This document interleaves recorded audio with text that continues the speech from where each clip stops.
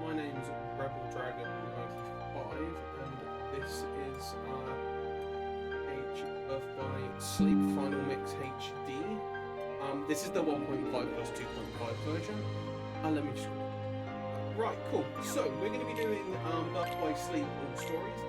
This is kind of a legacy category where we, from the PlayStation Portable version, we're going to do all through the beginner mode stories and then the final episode on beginner mode. If you do the run on critical mode, there's also a secret episode that unlocks at the end.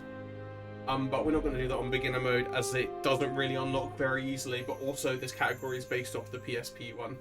Alright, so if tech is already on time, I will go in 3, 2, 1, go.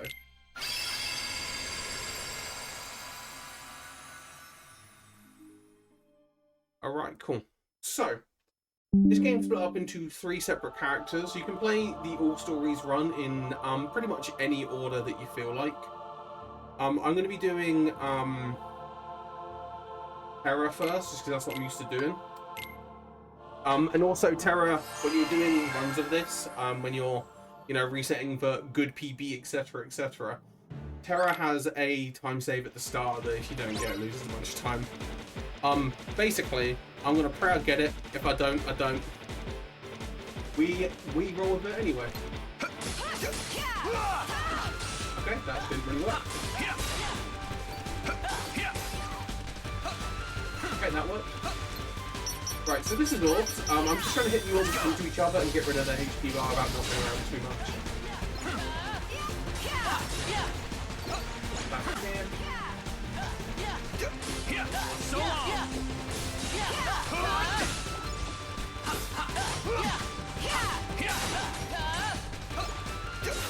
That all.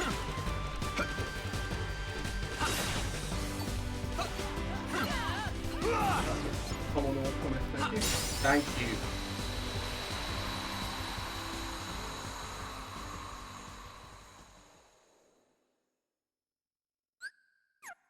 Right, cool.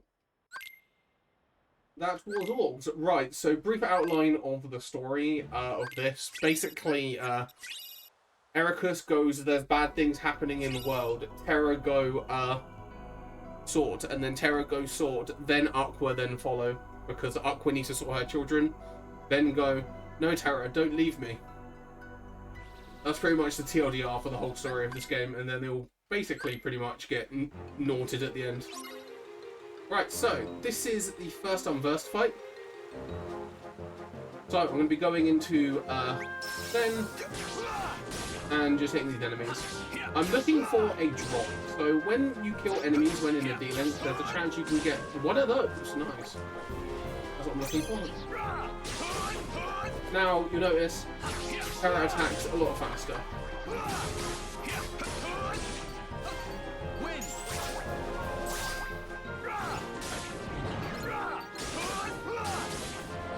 Now I'm just going to finish this fight quickly.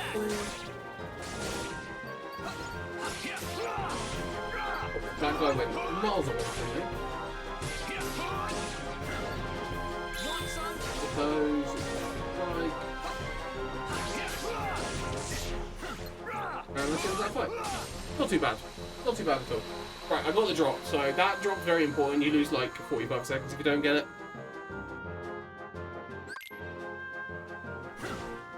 Right, I will need to get my dealing back. So that blue bar in the corner, on top of my HP bar, is my dealing gauge. Basically, when I use a dealing, that gauge starts depleting. So I need to upkeep it because we need to use dealings in upcoming fights. I'm gonna hit this enemy. That's okay. Right. So that enemy I know gives me back the blue crystals, which fuels my dealing gauge. So I know to kill that if I need it. Right. Also, movement in this game is very important. So as you can see, I'm sliding. So that's pressing the square button. I'm not mashing square because when you mash, you get less distance, and also you can drop inputs and you get like weird timings. So what you do is you slide, take a step, then you slide again, and you do that over and over. So we'll be doing that with Ven and Aqua as well, because that is the fastest way to move in this game. Through rooms when you don't have other movement abilities. When you play as Ven and you unlock Super Glide at max level is technically faster than that. But for the speed run, we don't get it, so we don't need to worry about it. Right, so this is Duel Master. This is one of the main reasons why we pick up the drop as in Ven, is so we can get rid of this guy's HP bar pretty swiftly. I'm trying to make sure that I do enough damage to the fight first.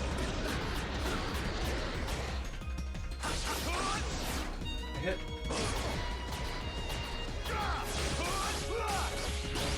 And easy. Right, that was a decently good fight.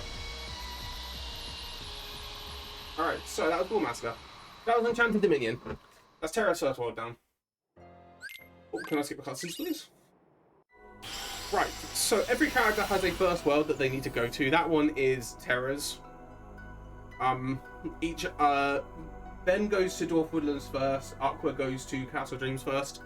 We get a choice where to go now, but because we want some level ups to deal with the boss in Dwarf Woodlands, we're actually going to go to Castle Dreams first, because it's actually a little bit easier on the battle level. Do the quick menu. I want Zero Grab and Blizzard on. And I still failed to skip cutscenes because I'm actually good at this game. Right, so now we get this fight with the very sad music, upsettingly sad music, big sad. We're gonna use Aqua. To quote, oh my god, to quote my friend Punchy, Aqua is so broken in this game. He's the best character in other people's runs. We're actually gonna use her a lot in this because she is disgusting in this game. Fire! Gather! Thunder! Take that! Gather! Thunder! Alright, cool. I get another drop? No, I didn't, that's fine. But Aqua is so good, she's like the best part of the other characters' runs as well. So Terra, we use her a lot because Terra struggles with with like money issues and a ton of other stuff, so we really need to get that stuff. I dash into there. Right, now that we've done that fight, we get to Cindy Escort. So Cindy Escort's pretty easy. We're just gonna make sure enemies are out of Cinderella's way. And yeah, we're gonna just keep clearing them, and she'll run to the end. Hopefully she does the fast run, because sometimes she doesn't. Depending on what the enemies do to her, and where her Farfel decides to take her, you can either go fast or slow. She's kind of going slow right now. She can just run past enemies and not have to deal with them at all, so we really need to like pay attention to where she's going. It can be difficult. Something else I'm looking for about this run as well, in Terra, especially, is I'm looking for bleeding crystal drops from enemies and from shimmering crystal drops. So the red shoe guys and the hourglasses I fight later can drop the bleedings, and the red hot chilies and the blue sea salts, I'll point them out to you, can drop the shimmerings. These are important because they give me abilities that go in fast. Bleedings give me attack haste, which means my attacks recharge faster. Drift. I should get to 90. So yeah, and then the shimmering will make it so I do more damage with my fire-based attacks because they give me a fire boost. So I'm trying to make sure I have those. Coming from those guys. So I'm just still making sure that enemies are out of their way.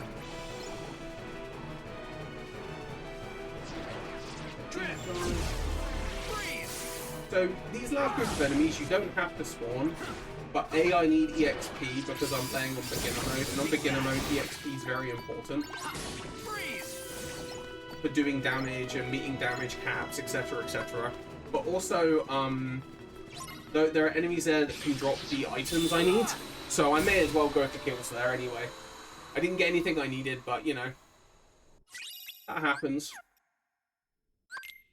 Right, so now we're done escorting Cindy to the ball because that's the whole gimmick of that. Taking her to our one night stand, I mean date, being dance. Right, so now we're going to grab this thunder chest because we need it, and then we're going to go up here.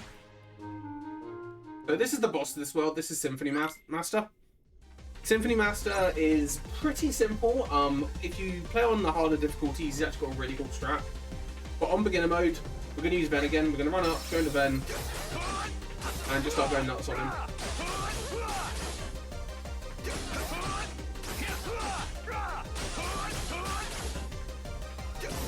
And if you get good luck, you can skip this guy doing his desperation. You can't skip that charge, he always does that charge. What you can do is, if you get lucky with your damage, you can skip him jumping up and coming down again.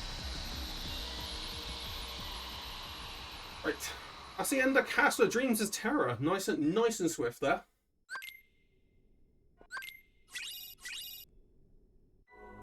Right, now we're going to go door for those. So you have to complete all the worlds in a circle. The only world we don't have to complete is the one in the top right. Because that is the Mirage Arena. That's like the challenge mode area in this game. Oh god, I'm going to have to do this. Hang on, give me 2 seconds.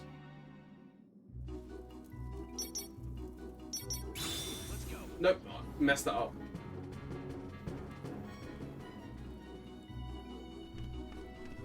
Okay, we're going to have to quickly go over here.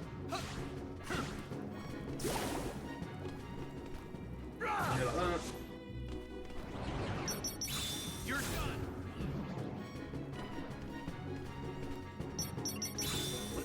Let me up there, please. Really, Terra? Okay. Terra is going to be like that, okay. Guess we don't even come back into this room because Terra is going to not do what I want him to do.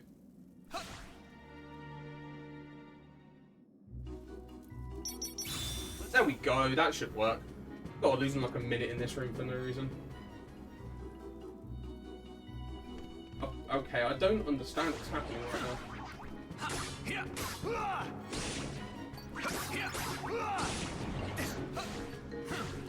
Some far back now. This doesn't work, we'll just have to do it on the way back. Here we go.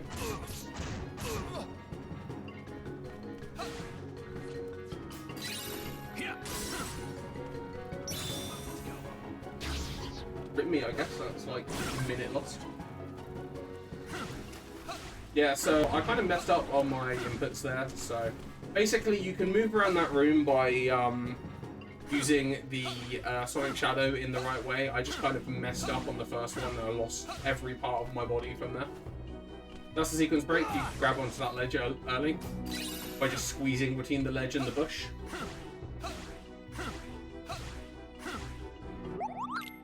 So we want vision. Blitz.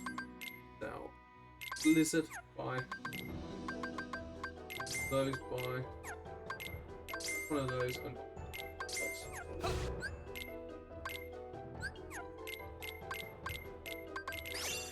HP boost, not too bad, but not what I wanted. You can get a magic case from that meld, which is way more useful. Right, so, this fight. So, if you didn't get the Aqua drop in the first fight, you need to get it in this fight, and it can be a bit of a ball ache if you do not have it there. Because now we have Magnera. Magnera makes a lot of these fights a lot easier. Because Magnera draws enemies towards you. So long. Gather.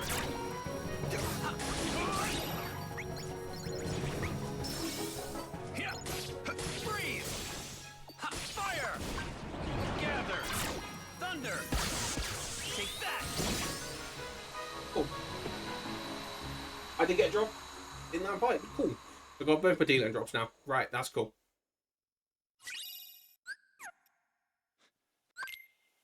Right. So now we're done with that, we can go on to Magic Mirror.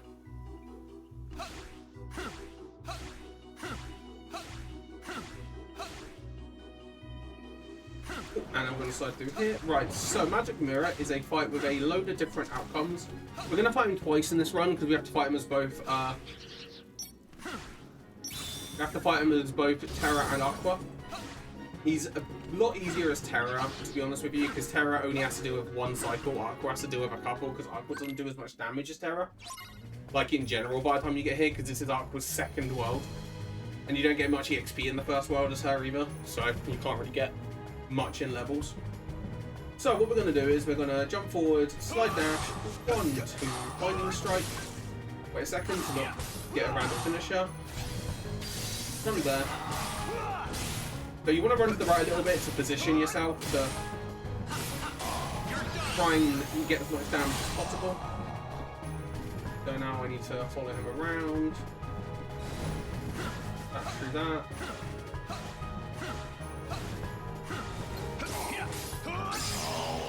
Need some fight. Need some fight. Not bad at all. Alright, so that's the end of Dwarf Woodlands. Right, so now we got to make a quick pit stop at the Materials Tower. So each character has to come here at some point. Terra comes here now because Terra needs to go there to get some advice from Master Yensid to work out what his next move is. So we're gonna go there. Grab this cure chest because we need it. A quick menu, we're putting on Treasure Trove. We also changed Aqua's D-Link to the first one because it is genuinely a better finisher than the second one. And put Flame Salvo. So Flame Salvo was in one of the chests that we picked up. Flame Salvo is genuinely one of the best commands in the game. It's really cool. Basically, it just does a bunch of fire damage, and as you can imagine, I said we're going to get some abilities called Fire Boost, or hopefully we get one guaranteed. We can have up to 3. Yeah, that does fire damage, so easy, cool.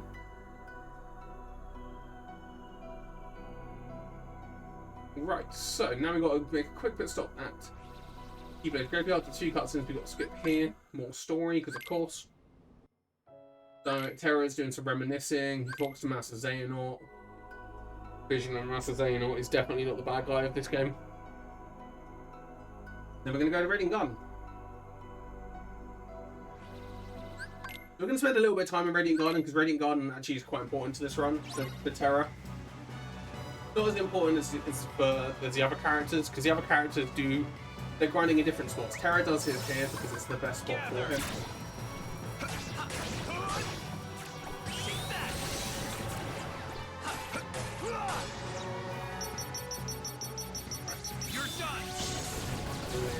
Salvo with these guys.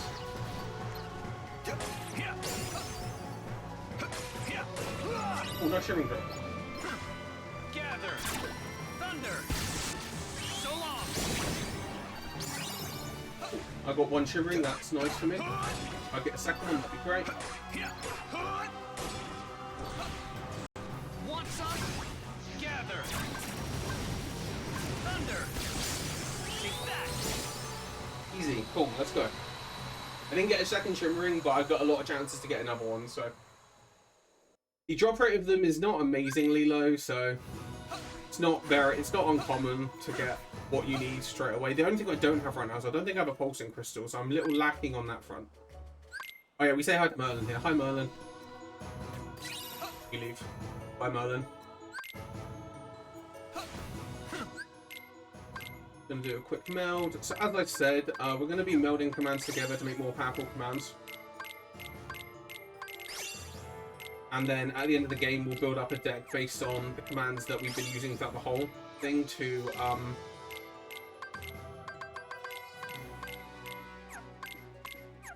deal with the end game, because that's how this run works. Right, so need to fill up my gauge again because we're riding in this room. So Terra doesn't get an ability that we have with the other two characters because it's just 2 RNG to get it with him. So with the other characters, we're going to get an ability called EXP Walker, which makes grinding so much better because you gain EXP from taking steps. Terra's slide kind of takes away him doing steps, so he doesn't get as much EXP as the other characters does from it. So it's not as worth it with him. But also, the main way to get it is there's some enemies coming up in this room called Mandrakes. Mandrakes have approximately a 4% chance to drop that for you, but you know, hinging your entire run and EXP route on a 4% chance really isn't that much fun. So we routed it out and do a different route, which is now faster. It wasn't originally, but it was obviously more consistent. Oh, nice, another shimmering. I'm good at my shimmering now. I just need attack hits now.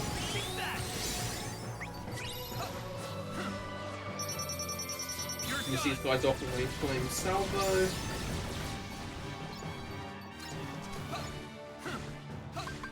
That was a really good section, actually.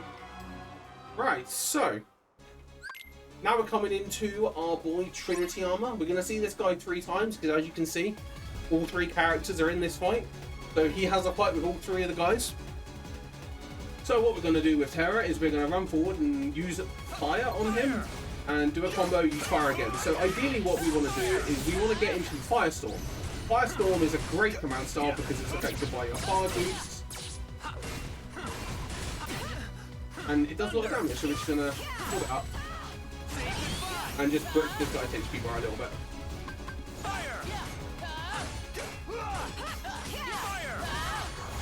Right, I'm going to try not to hit him out of this attack. Like, literally, as I said, I'm not going to do that. I did it anyway. Okay, so now I'm going to fire. I've got to try and hit them.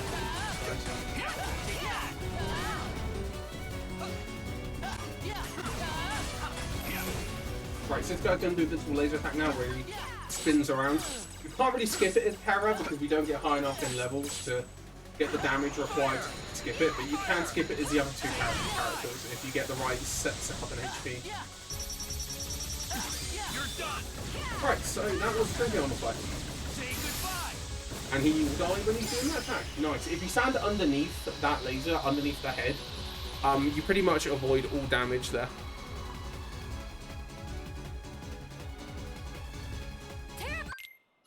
Alright, cool. So, something else you do as well in this run, it's not really something that comes up very often. But if you dash or dodge off of ledges, you skip a little animation that takes like half a second. Which is very useful because you can just skip that. And then we're right there.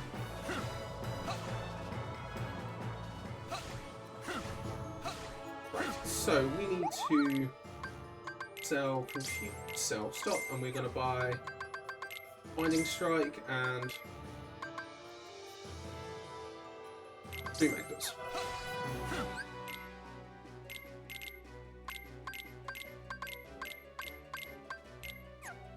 Oh, now, we need to do a little bit of grinding with Terra because we need to get some EXP to get through the game fast. So we're going to come in and out of this room a few times, killing a certain set of a certain group of enemies, get enough EXP to get through the game.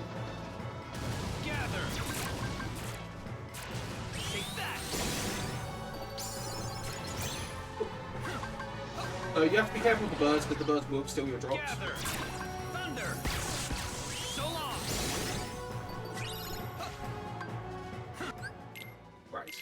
menu here to change my magnets, and then we can go nuts. Alright, cool.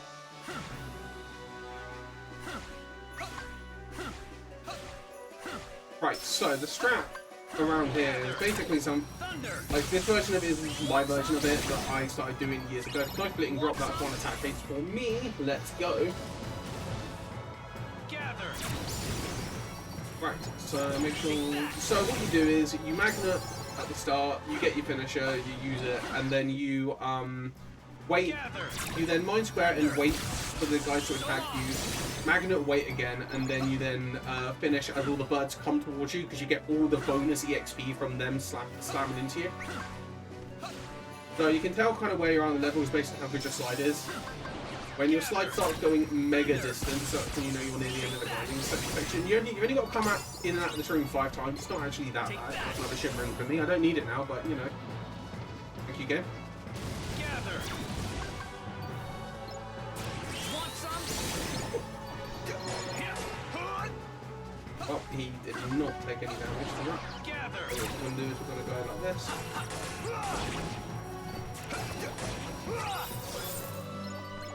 Give me enough. Go.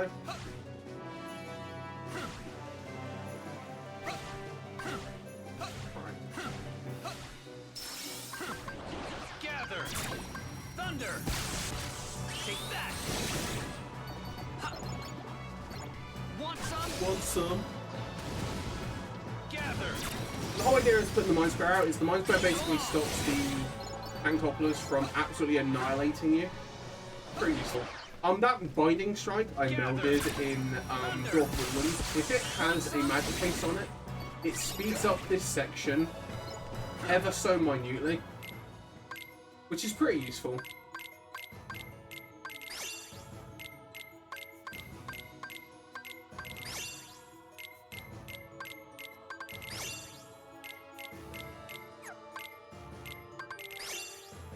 Making my ability.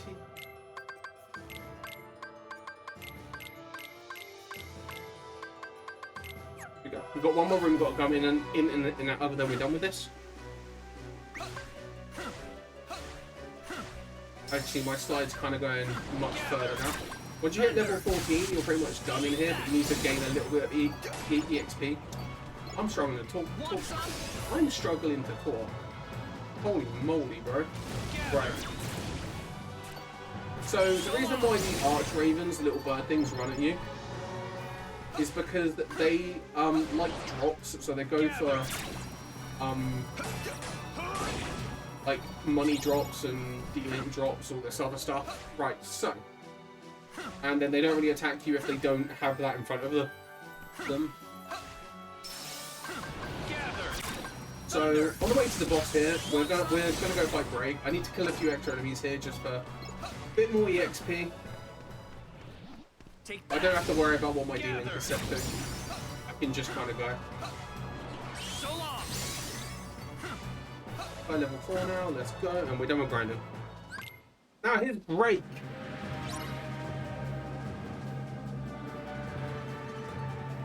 Right, so Break is a guy that goes into like big DM mode up top. We're going to stand this corner and block. You can stand in other places and block, but it's less consistent. And we're just going to try lock onto him and do some flame salvos.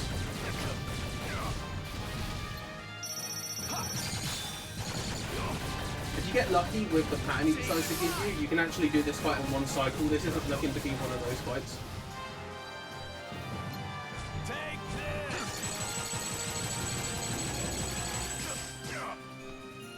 Yeah, so he's going to survive through this cycle. I can see you.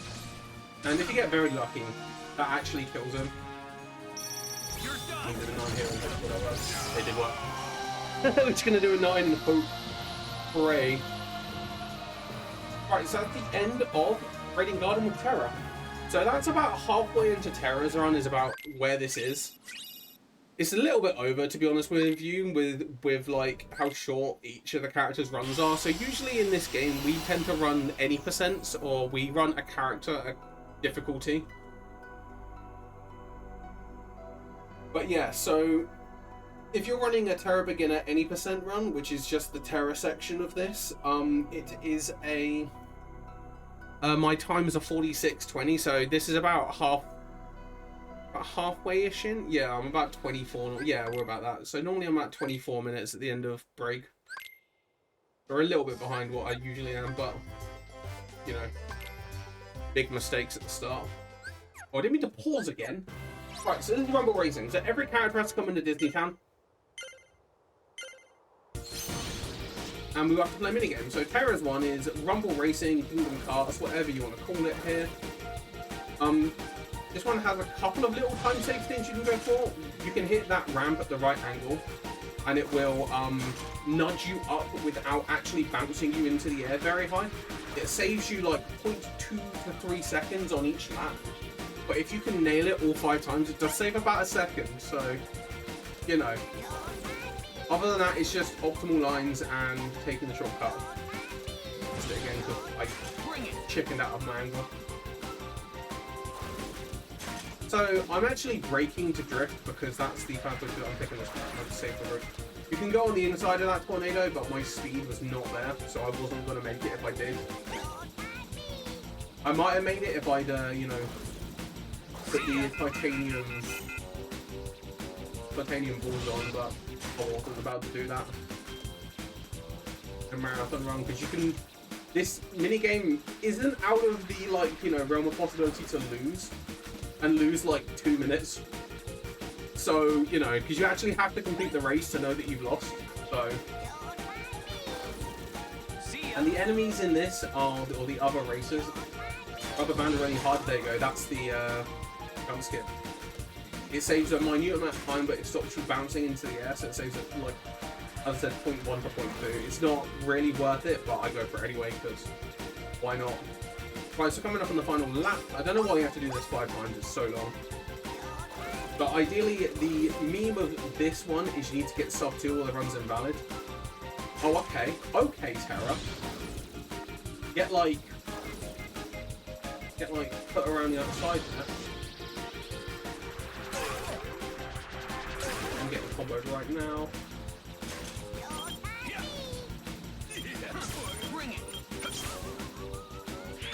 I nearly lost her. That would have been bad. Because I went for my ballsy jump thing. Right, so there's going to be a couple of extra cutscenes here because I'm playing on a completed save file because it makes this a little bit easier. So the way All Stories works is, I haven't even explained it. The way you unlock it is by collecting these aeronaut reports with all the characters. Yeah, I've already collected them on this save file with it, so because we use file manipulation for other things, we just kind of allow file manipulation altogether because it's hard to tell when everyone has got stuff set up for it, so we just pass that up to allow us to unlock the final episode for speed. Gather. Fire. Gather. Say goodbye. Gather. I have to do this now. Gather. Fire. Fire. Fire. Cool. That was not what I wanted, but you know, we take it. That wasn't too bad. Right, so now we're moving on to the rest of OC. So yeah, this is Olympus Coliseum, or OC as I'll call it. Terra's one is pretty simple. We're just going to jaunt through it. Talk to Hades, please, and don't say hold on. Right, so 10 rounds is the main gimmick, is basically a round of 10 timed fights that you have to complete. So it's pretty easy to do it because we are very powerful at this point. We're very over-leveled for what the game actually wants us to be. By that I mean we're basically on par with it. That's not what I wanted, but...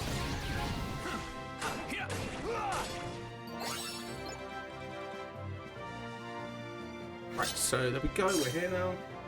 Gather. Gather. Fire. Go. Easy. Alright, cool.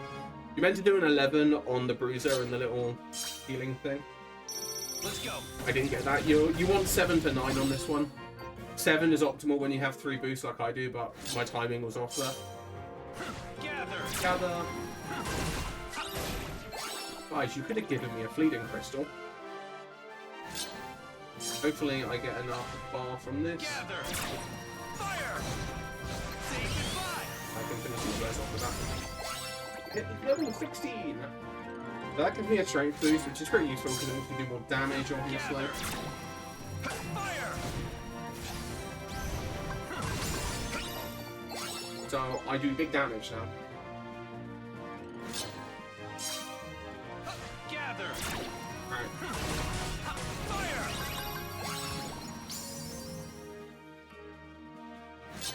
Round 9, go forward, do that. Back a little bit. Alright, cool. So, now round 10 is always a bunch of jelly saves, so I'm gonna mash out a magnet as fast as I can. Dash over here, use another magnet, spin the camera a little bit. Get that guy. There we go. That's in 10 rounds. But before I go into the next bit, I want to quickly do a menu. So I'm gonna get all my fire boosts.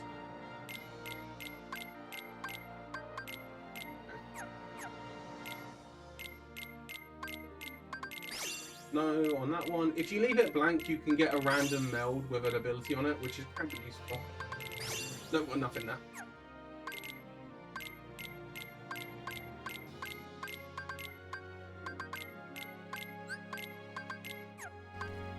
Oh, now we're going to go into the next part. So the next part is with Zack. So Terra's like final fight. So this is against Zack. So Zack here is pretty simple. Because as you can just see, I set myself up with a bunch of different neutron commands. So we're going to Flame Salvo this guy a couple of times, and we're going to finish him off with Fire Surge. So Fire Surge is one of the best commands in this entire game. It's actually insane.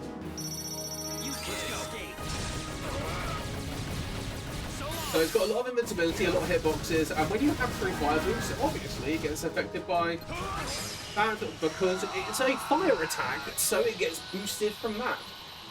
So it just does everything. Damage, iframes, more damage because you get boosts. It's just a great command. So yeah, so once we're done with Zack, Zack kind of gets possessed by Hades and we get Zack 2 now. Let's go. So he does his Desperation move here, or DM as we call it in KH. This one's pretty much unskippable because he just automatically flies into it. But luckily you can damage him through it and keeping your iframes using the You can't escape. using the Flame Salvo. Come on. Please just die. Thank you. Excuse me, sorry.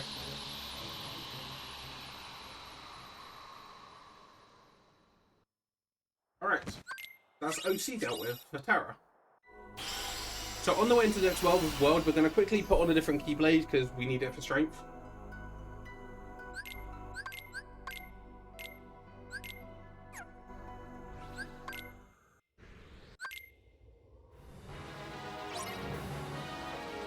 Right, so this is the most useless fight in any video game I've ever seen in my life. You get nothing from this fight, you get a max HP increase and a little bit of money. So this fight is you're meant to just kill a bunch of these things, and that's pretty much it. If this part gave you EXP, we actually wouldn't need to do as much grinding, and it would make a lot of stuff a lot easier. But no, it's just press the X button the number of times we're holding left and right, and trying not to whiff too much. Because those things don't all spawn at once. They all spawn once another one dies. They've all got 1 hit point. So you want to like make sure you're spamming as much as possible and hitting as many as possible. So the reason why I changed my Keyblade is because, as you can see, you get flung straight into a fight, so you get no chance to change it. So we're going to run in here, Magnet, and this is what are we doing? We're going to Magnet, and then we're going to Fire Surge through it. So basically, the benefit of this is that essentially we do big damage with the Magnet and Fire Surge. We also okay. This is useful. I now need to do that. Oh, I really had to improvise there because that guy hit me out of my magnet. But yeah, so magnet into Fire Surge. Basically, you go through the enemies hitting them with all the hitboxes of the Fire Surge. Also, because you hit them in and out of the magnet does additional damage, because whenever the magnet pulls in an enemy, it does damage to them.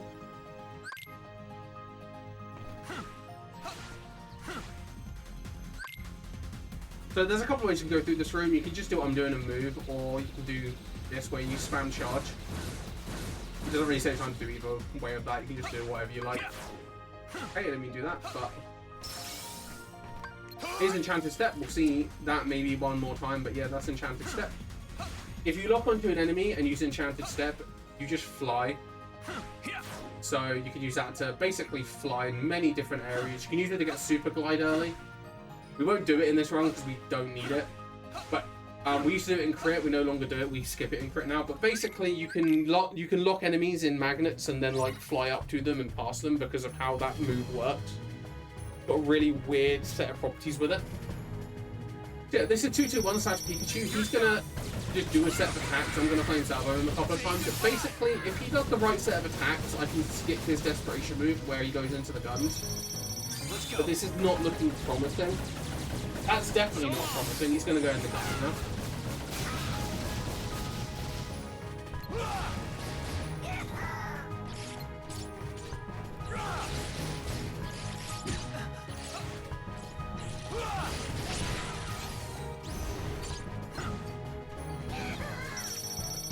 Okay, that's a weird hitbox. I'm gonna hit him a few times. There we go. That's 2-2-1. Nice and easy. When he goes in the guns, you just hit him. Out the guns again, and then you just kill him.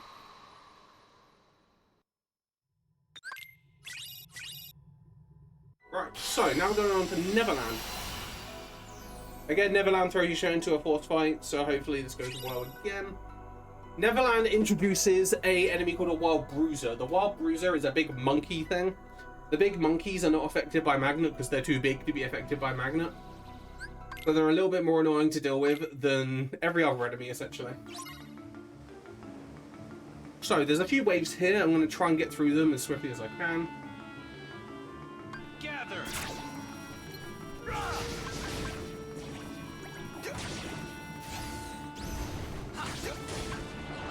Gather.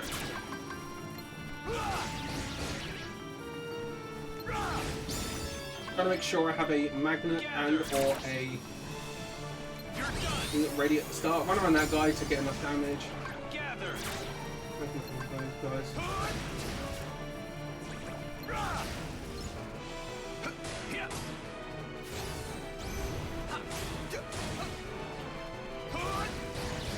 Gather. Say goodbye. Bye. Oh.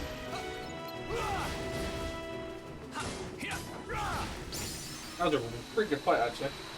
And I got level 18 as well, which is nice. So you sometimes don't hit level 18 here. It depends on how good your Radiant Guardian grind was. That can be random in how much EXP that you get. So that's nice that that worked out. Right, so now we're going to go here. We're going to sell both of those. And we're going to buy 3 of those. We're going to go over here and buy all of those.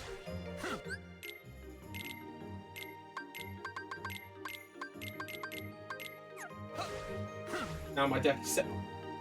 As you can see, that's the way we roll in this game. We're going to use loads of the command that's very busted here. Because that's how we set ourselves up. So our money route and our command route with all the characters is built to set up the most optimal set of stuff we can use. Make sure that we can blast through the game. Oh, what am I doing?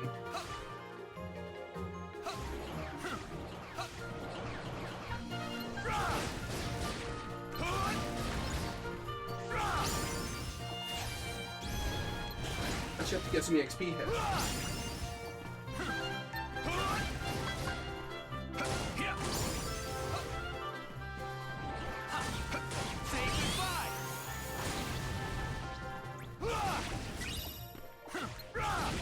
Make sure I get enough. There we go. Because you can be low here. I think it's under 330, but I wanted to make sure. Right. So now we're going to go do something very funny. We're going to go put Peter Pan in his place, is what the game says, not me. top corner, put Peter Pan in his place.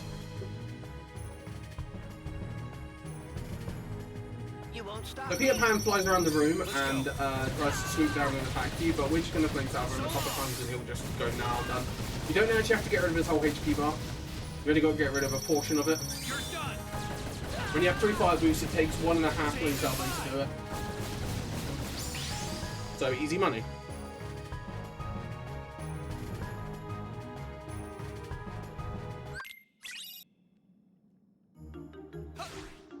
Leave the room. Get more cutscenes. Go back in. So now they're being attacked by jelly shapes. So I believe Peter and the Lost Boys were in here. So these guys will spawn in. We haven't got our magnets anymore, which is the best way to deal with these. But if you remember, we have Aqua, and again, best character in other people's runs. So we're gonna use Aqua, revert, collect through the stuff, go back in, and this is how we roll. And if I've done my XP correctly,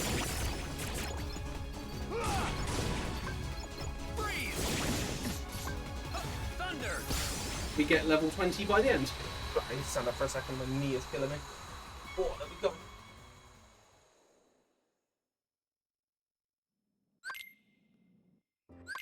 And then from doing that, we get a Pixie Petal, which is useless with Terra because it's a magic-based Keyblade. But then we get Into the Earth, which is also pretty useless because it's got the same amount of strength as Mark of the Hero, so we don't need to equip it.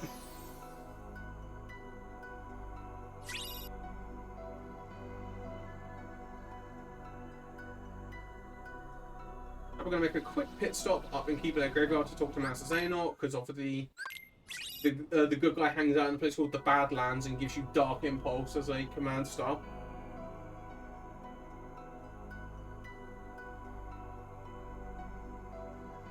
Right, now the game tells us to go back to Land of Departure. So in the story, Ben has made his way back to Land of Departure.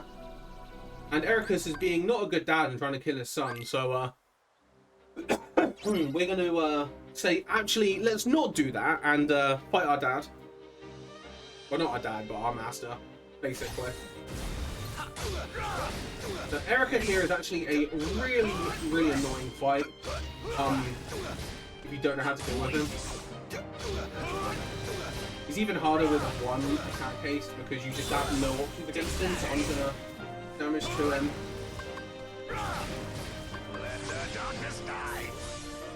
Wait for him to do that attack, then I'm gonna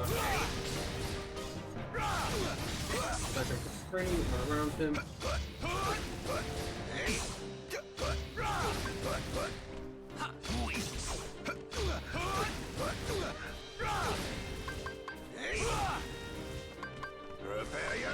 That's fine, once I get the end hit. Normally you can get past the fight without a desperation move here, but when you got one attack haste, I'm taking the DM because it's way safer. When you have 4 attack haste, taking the DM is like way slower, but surviving that fight is better than getting bodied, because that fight can kill you. If you talk to most speedrunners of this game who have done both Terra Beginner and Terra Critical level 1 runs, they'll tell you that Master Ericus can be a harder fight on beginner mode than he is on level 1, because on level 1 you have way more survivability and options to deal with him. On beginner mode you just have a cure without any magic haste to help you out, which can be a little bit of a oh no sometimes. So we're in Terra's final world now. This is Keyblade Graveyard. So in this room there's these tornadoes. Terra's just going to blast past them. I'll explain them more when we get to Ven and Aqua, because yeah, Terra doesn't care about these things. Goodbye tornadoes. Each of those has a fight in them with different types of enemies that normally casually people will do because they get caught by the tornadoes, but there is a way to dodge them with all 3 characters. So thankfully we get to do that. So we're going to the final fights now. So first up, Terra has 3 of them. This is the fight with Xehanort and Vanitas. You just have to get rid of one of them. So the character we're going to get rid of is Vanitas because he has less HP and also doesn't get it doesn't teleport around when we knock him up. So we're going to shut up and look down a little bit to try and prevent one from hitting Xehanort. Hopefully those hit him. There we go. That's what we want. And then we just go nuts on him. Try not to die. using our big boy damage on him. There we go, big boy damage right there. And that's the end of that fight. On the PS3 version and at 30 FPS, that fight ends when he hits half HP. When you play this game in 60 FPS, you have to do his entire HP bar. Lord knows why that happens. I couldn't even begin to tell you. Yeah. Also, look at the damage. So this is the power of the Keyblade I've got on. The Keyblade I've got on is called Chaos Ripper. Chaos Ripper gives you a 10 increase in strength at the cost of 2 magic. So it's just insane on the damage. So you just completely shred everything. Alright, so now we're done with that. We get to use Chaos Ripper for 2 fights because, yeah, the game takes it away from us now.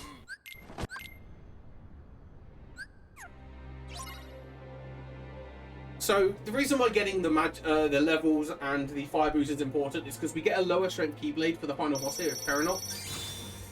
So we need it to make sure that we're hitting the damage caps that we have available to us. This fight here, I'm going to be trying to hit him with as many flame salvos as I can because this is the best way to get through this fight. There is what we call a super combo for this guy, but it's really, really difficult to do and doesn't really save that much time.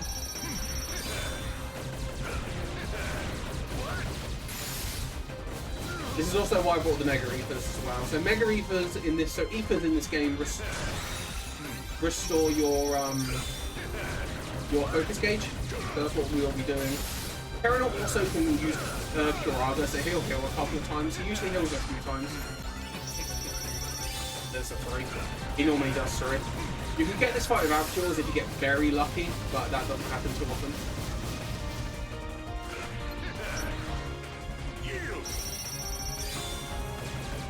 Get some damage out here.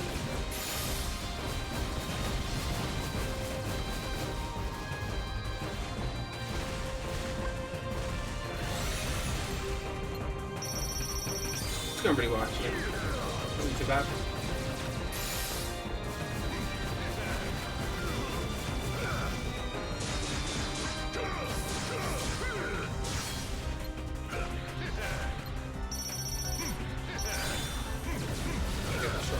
There we go.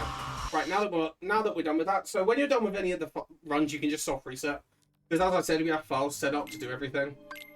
So you get soft reset at the end, and then we can just go straight on to the next one. So that was Terra. That was a pretty horrible Terra run. It was top 50, so that wasn't too bad.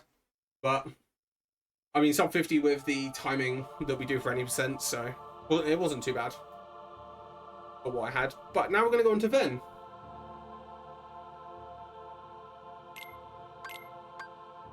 So Ven's my personal favourite of the 3 of the categories. I love this category.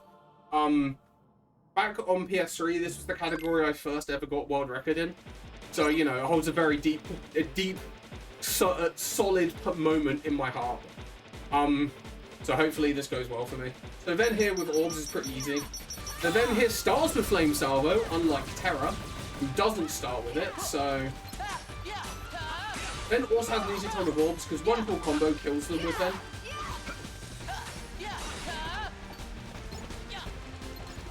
And he has a better starting air attack than both Aqua and Terra. Hopefully they stop.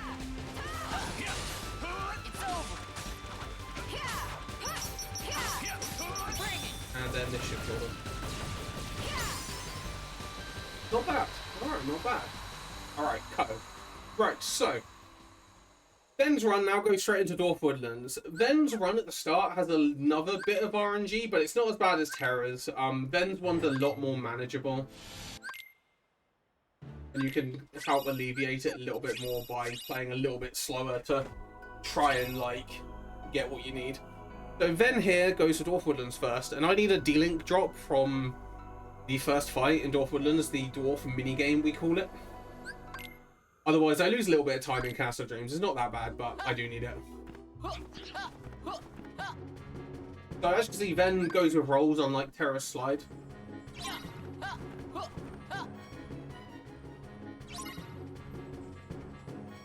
One.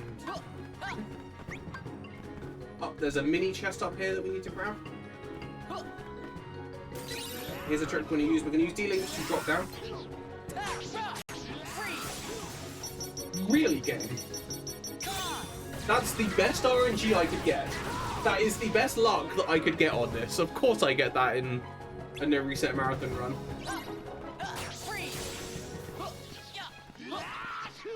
Gonna sneeze again. So sneezing here is a bit of a bum. He will just keep sneezing over and over. But yeah, I just got the best RNG. I don't know what the percentage drop on that is, but I've reset for like ages, trying to get a drop from that one enemy.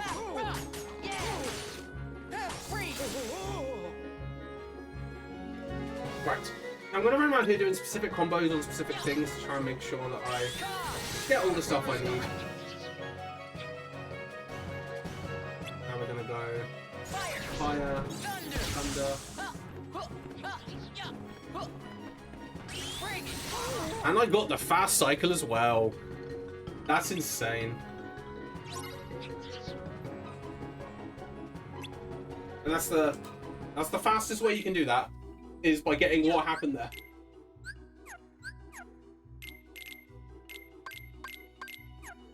Your quick menu here, putting on slide dash for movement and mini. I didn't really talk about slide dash with Terra because it doesn't really come up with him too often. But basically, Terra, what slide dash allows you to do is, not only is it a combo piece, it is a movement piece as well. You can use it to blast yourself forward. There is a lot of recovery, but if you hit an enemy, the game considers it a combo move, so it'll cancel all the ending lag of it, and it will allow you to do another one, or, you know, do another attack, roll, whatever you want. It just cancels all of it. So I'm going to be trying to hit enemies with it whenever I use it to make sure that I get the most out of my distance. Because if you just do it without hitting anything, it doesn't really save any time. It needs to hit something to save time, because it's a very minute time save. But it does build up if you get a couple of side dashes, or you are good with using the one that you have. The mini here is a great move. Mini here makes enemies smaller, so you can step on them.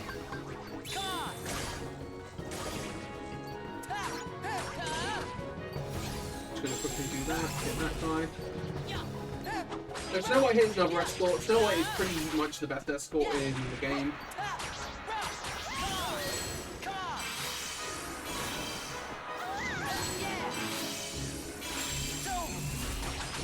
So she will pretty much run if there's nothing in her way. She doesn't care if there's still enemies around. Cinderella, if there's even an enemy within 25 miles of her, she's like, yeah, I'm not going anywhere, bruv. You need to deal with that thing now. Snow White goes, I'm getting out of it. So she gets my respect. So something else I want to do is I want to run in front of her a couple of times there. I didn't.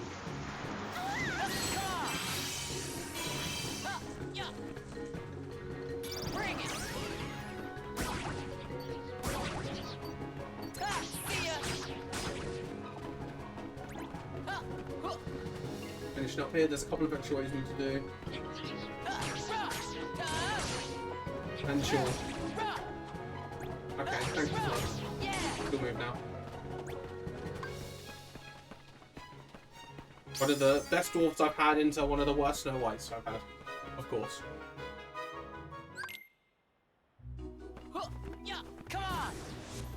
Right, so this is the boss of this world. This is the Mad Trio.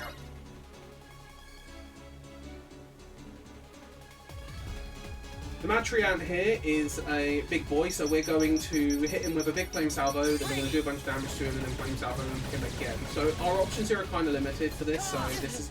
okay. Thank you, big guy.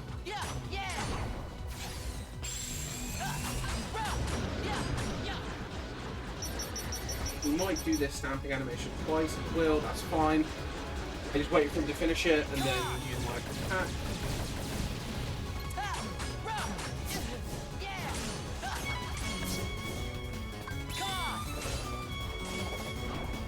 I just wouldn't let me hit. Easy. Alright, cool. That's that man down.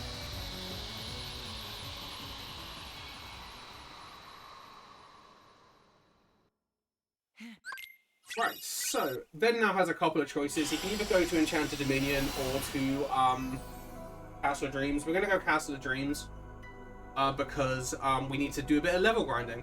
So I didn't really go into it much with Terra because it doesn't affect him too much, but basically stats in this game matter quite a lot.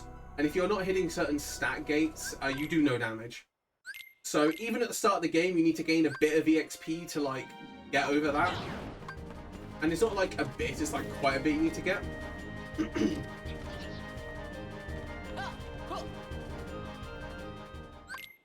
That. Kill that. Kill that. Buy 5 of those. Well, not an arrow, but a kill. So that fire I picked up in Dorfwunden's actually very important. Basically, if you don't pick that up, you can't buy fire in that menu. Because fire doesn't unlock until a later point. So if you unlock a command, or meld it, or find the chest or whatever before it unlocks in the shop, you can buy it. But if you haven't got to that shop level and you don't do that, then you can't get it. The shops kind of level up with each world you go to, so you gain more items in the shop depending on where you are in the story and what worlds you completed. Right, so this is a minigame where, well, not a minigame, but it's a scavenger hunt. We have to go around the room and collect some items. So we're gonna not complete it like until we need to leave. So something else I'm looking for here is I'm looking for another D-Link drop for Aqua.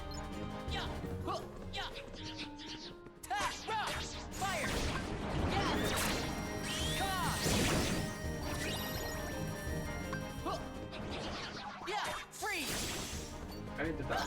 That angle ring.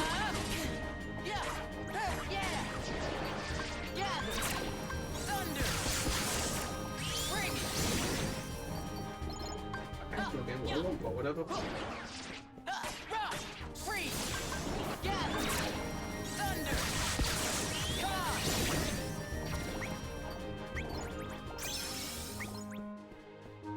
Oh, that's one thing I need. Again, the second finisher for Aqua is terrible. I didn't mean to go in there. I changed it as Terra. I didn't mention it because I forgot. But yeah, the second finisher isn't very good. The first one is way better. It's just a much faster animation. Now we get to do this.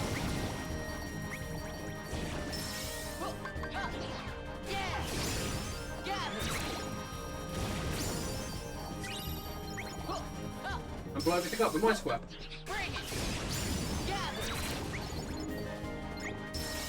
But ideally, I want another couple of dealing drops in this. I want one for Snow White, and I want one for... Or 2 for Snow White, 1 for Terra. But ideally, you get at least one of them, so you don't have to grab it later. We come back and do more grinding at a later point with Ben. Because we need some more EXP. We can grab it then.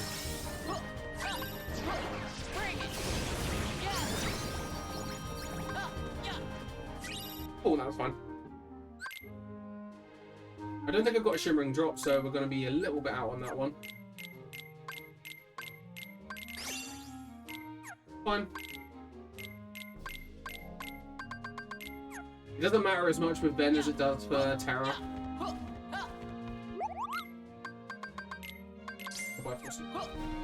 Those 4 sleeps are up for a boss fight. Literally one boss fight and we need them.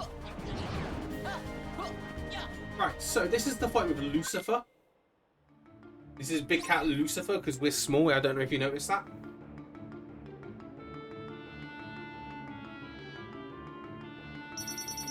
So we're going to flame salvo. He's going to walk towards us. And then I'm going to go into Aqua and hopefully Lucifer goes on a piece of furniture.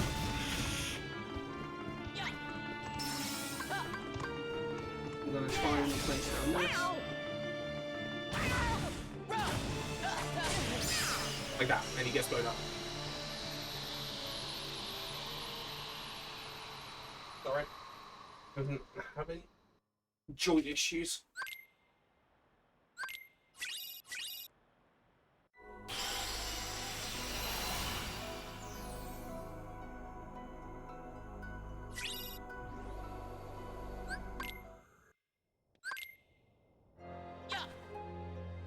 Right. My dash. Ah, I've missed it. Right, so Enchanted Dominion. Enchanted Dominion is kind of a lot of a movement world for Ben, because there's a lot of it we have to cover. So we're just gonna kind of go around our day using slide dash to save a little bit of time here and there. As I said, hitting the enemies to do to cancel it out of it to go fast. Okay, cool. Let's not go the wrong way. So he starts at the other end of the world and has to go all the way around with it, which is pretty funny.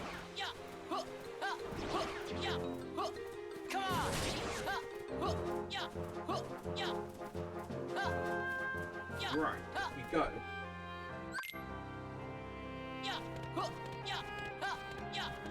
So I'm not going to use side dash in this room because I can use it to save time in the next room. It's not worth it in this room. If you have 2 in this room, you can do it. But I don't. I've only got 1. So when you play on critical mode, you actually have a couple of extra command slots. But we actually fit in more side dashes on critical mode because you have more room to play with your commands. Right, so now we get a fight. This is the goons fight. So goons are going to come at me from either side of the room, and I just have to basically defend myself, like kind of a tower defense thing. Fire! Fire! I'm going to set up a mine square here. Go over here. Freeze all those guys. I break those guys. Freeze those guys. Fire! Freeze! Go down there with that. Wait here for a second, put down a mine square.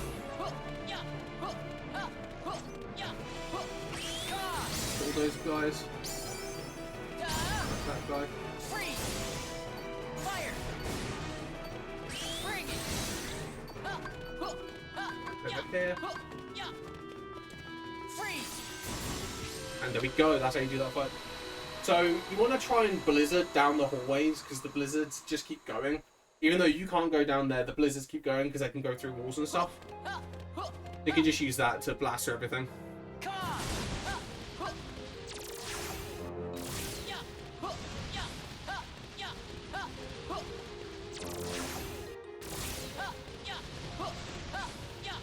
Right, so something else I did in the last one, I killed at the end of the room when I was doing my grinding with all Lucifer a certain amount of enemies to make sure I hit level 7 at the start of this world. Because level 7 is the damage for Maleficent, to make Maleficent pretty good. What's actually funny is the next boss fight directly after Maleficent, without any mob fights or enemies or anything, wants you to be closer to level 10, which is just so weird. Like, this game just does that, and then you just do no damage and feel like you're just a little baby. Which I think might be the point on that one, because it is a fight with Vanitas, but it's not really fun.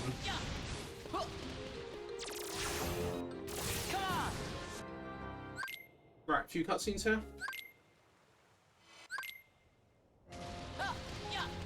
Preparing my fire. So ideally I want fire at the start. Well, not at the start, but in this fight. So I'm going to prepare it in my deck. And then as long as I don't move my deck, it'll be there when I need it. So that's what I'm going to do. I'm going to move to the side here. Maleficent can choose to teleport to a few different locations. I want her to go to the middle. Maybe she can go to the middle. Unlock the Herbal Flame Salvo, just do a bit of damage to her. I'll get 29 on the hits normally. There we go. Then I just stand back a little bit, wait for her to come. Middle, she goes the middle. Here she is. Into sleep you fall forever. Do the Flame Salvo on her again.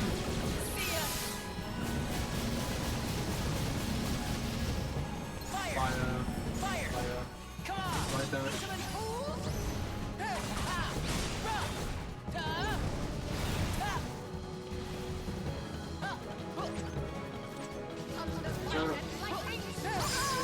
That breaks my fight, but not a lot you can do when she gives you a bad pan. That fight's completely pattern based, so you need to make sure that you're paying attention to what she's doing.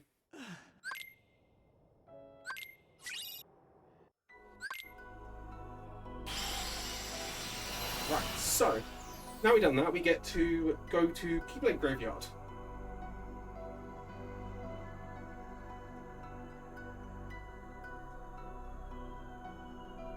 Right, so Keyblade Graveyard, as I said, is the boss fight. We're going to go open the menu.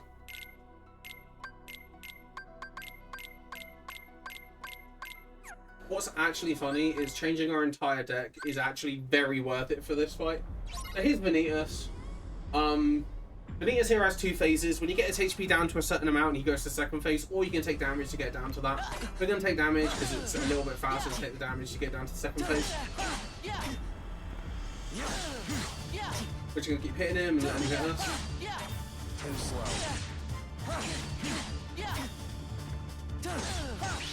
Here we go.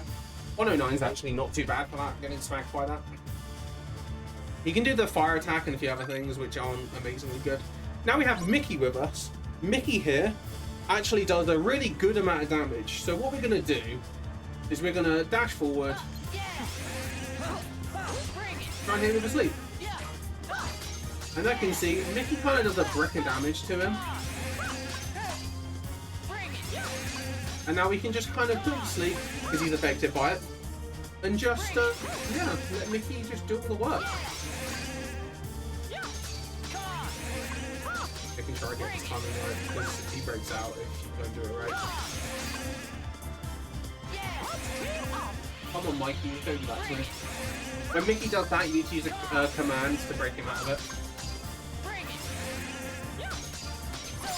And that's the Vanitas fight.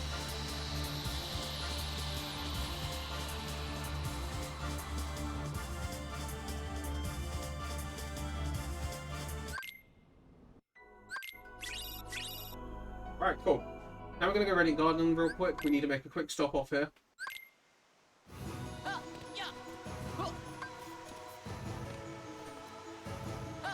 Right, so I mentioned us getting an item from Mandrakes. That isn't worth it as Terra, but it's worth it with Ven and Aqua. So Ven and Aqua have Snow White D-Link, and Snow White D-Link is very broken for stuff like this. Because it has Grumpy. Grumpy is Treasure Raid.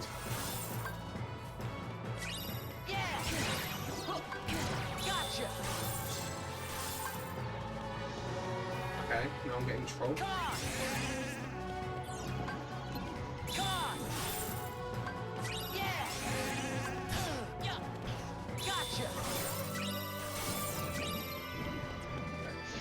I got what I needed. Christ, that was annoying.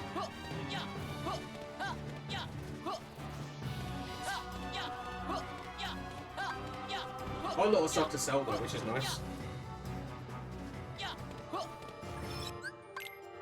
Alright, cool. So now we're going to make another quick stop off to Castle Dreams. Because Castle Dreams is the best place to level up for Ven at this point in the game. Make a quick goddamn arrow. Oh, I do that.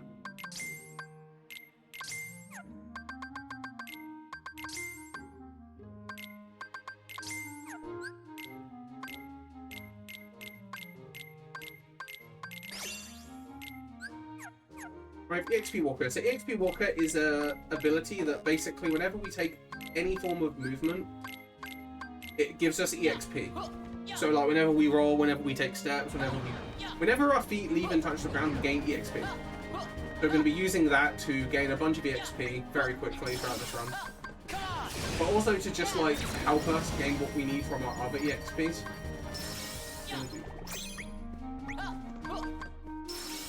Someone else we're going to level up as well while doing this is Mickey.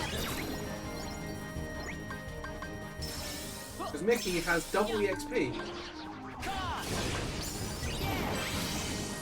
And now we can just counter everything.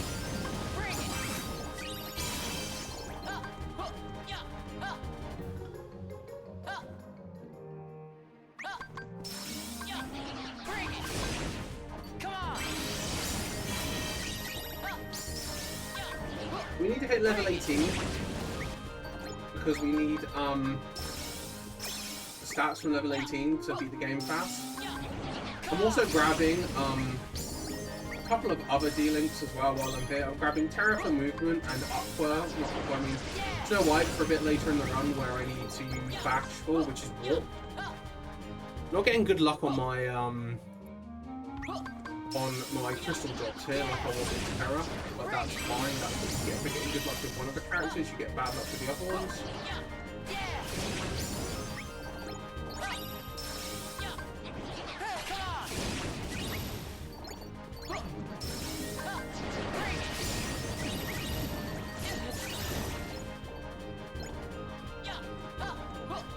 One more room, and then I'll have to bite the bullet. Yeah! Bring it! Yeah! Come on! Yeah! Yeah! Yeah! Bring it! Yeah! Come on! Yep, I have to bite the bullet now. Ha!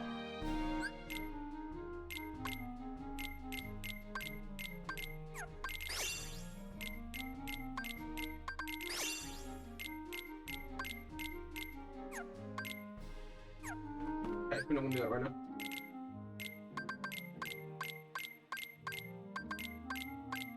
Yeah!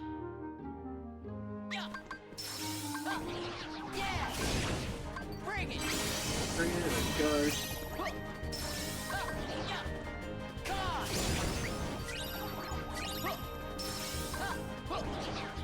Yeah! Bring it!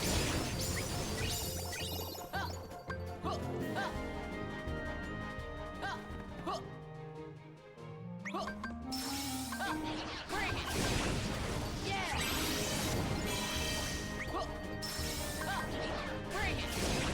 Okay, don't do that to me, please. Thank you. Die. Yeah! Yeah! Come on! I'm just gonna make sure that I hit Yeah! Yeah! Yeah! the... Right, we're done here now. Yeah! Yeah! Yeah! Yeah!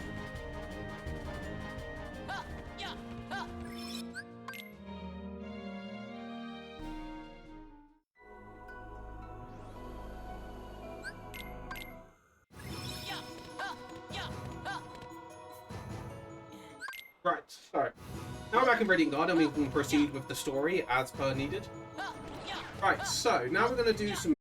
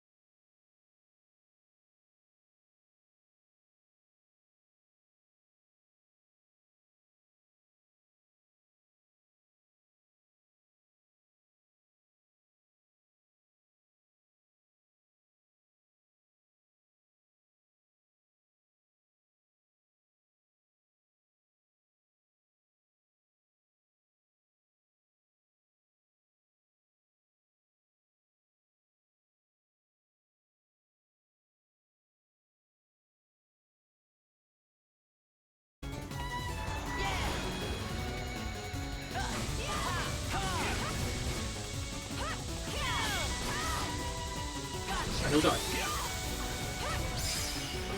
Not bad at all. Excuse me while I get what's up again.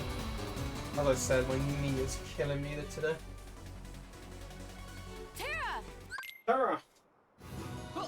Right, so now we're done with that, we get to go towards the end of this world. So we got one more force fight we have to do as Ven at the end of this world.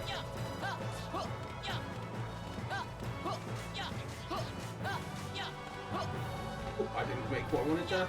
You can actually make it over all those pipes if you dodge roll at the right time when you get there. Pretty precise though. Not exactly something you really split hairs over. Yep, that's the drop down trick again. You can use the D-links to drop down very fast. The game can't load them while you're in the air. It has to be on the ground. So you can use that to go mega fast there. Right, so all I know is I'm going to lose a bit of time in endgame because of my one fireballs. Not the worst thing in the world.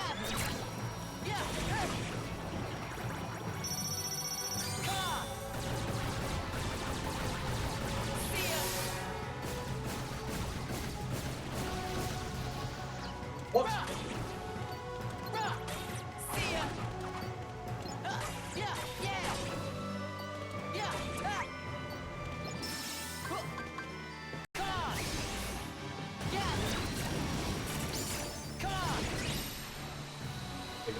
That's how you do that fight.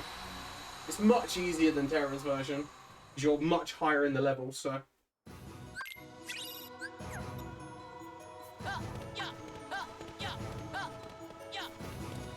And jump.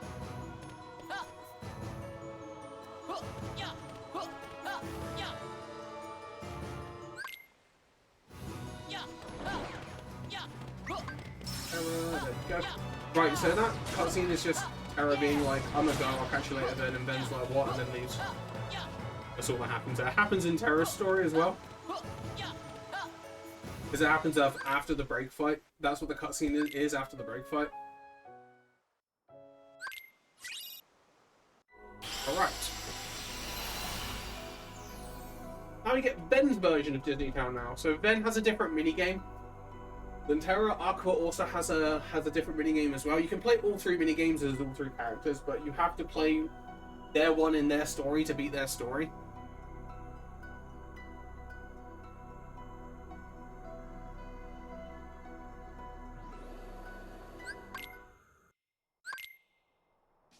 So Ben's one here is we're going to walk up to Captain Justice. And Ben gets to play Ice Cream Beat. I'm going to try and get to 1,050 points because that's a score requirement. Then I'm going to stand up for 2 seconds just to stretch my leg. I get to stand up again in Aqua's bit as well, so...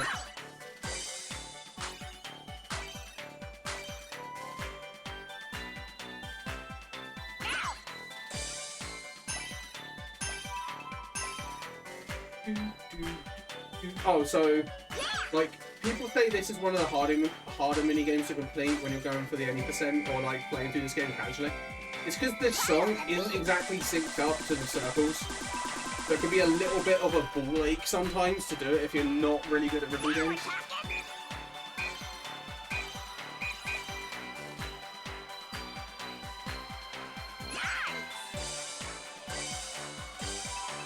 I'm going to get one more of the goods on the excellence, then I'm going to stop for a second. Oh, just a second. Because you only have to get to 1,050 points, then you can stop playing. So that's nice. And you just need to get cool. If you get a fantastic, all it does is waste time because the duck says a different voice line. He goes, Whack-a-rooney! Again, additional cutscenes because I'm playing on a completely safe path, doesn't really matter too much.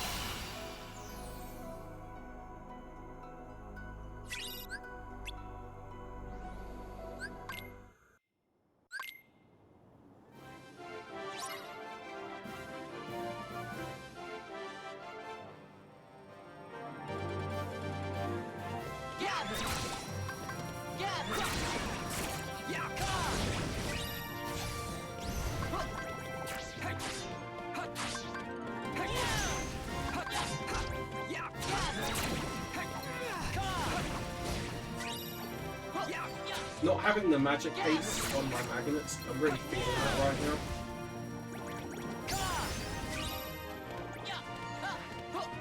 That's fine.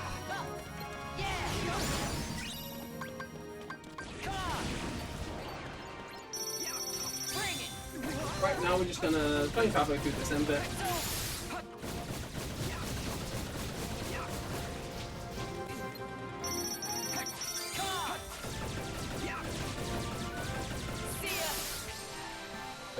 Right.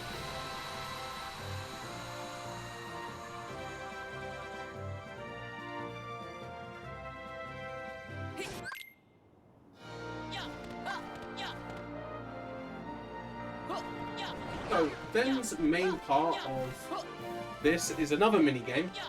This is Urns. For this first round of Urns, you have to get 15 points. It doesn't matter if you win or lose, you just need 15 points. So we're going to get 15 points real quick, and then we're going to do this. So this is Stutter Stepping. I mentioned I have EXP Walker on. This just gives you a boatload of EXP if you can do it for long enough.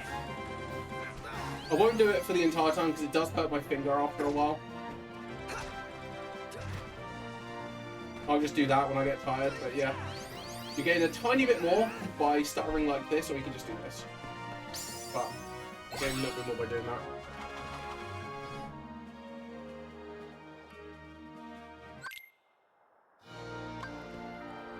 Right, so now the second one we actually have to win, but also we have to gain EXP because we want EXP using EXP Walker. So I'm just gonna... But Herc is being a jerk, so...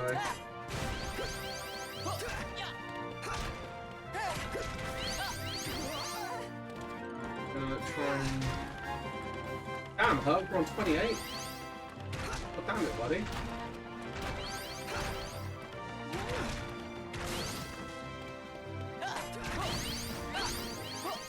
Oh, damn it, Herc.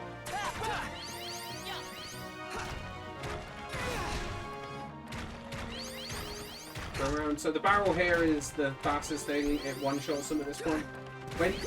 When you have stuff like Magnera and stuff later in the game, that also one-shots these things. But at this point, oh my god, I actually got the freaking side thing. You can hit a barrel and get straight on it if you position yourself correctly.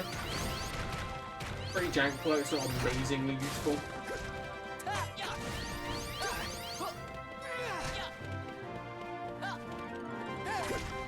Just making sure I have enough of a buffer to leave him be while I grind the XP.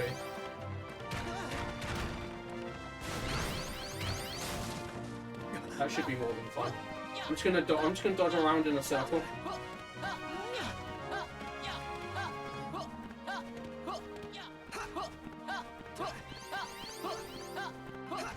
And this will gain me some EXP.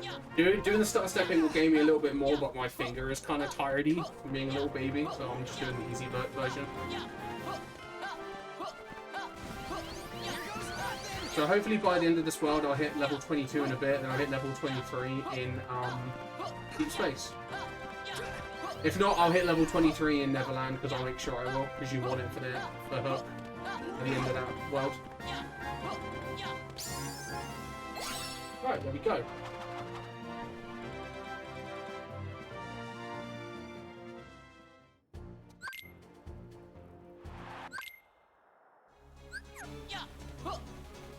Right, so Ben has a Jelly Shade Swarm in this fight. In this world. This is Ben's Jelly Shade Swarm. Hera's one was in space. Ben's one is here. Same gimmick they have as the ones that come around. They have like one hit point, which is going to exploit that by magneting, and they'll find some magnet and die. You don't want to press square to go around here because Herc's saying Ben and forces you to do a reaction move thing. You just want to make sure that you are making sure your magnets are hitting stuff.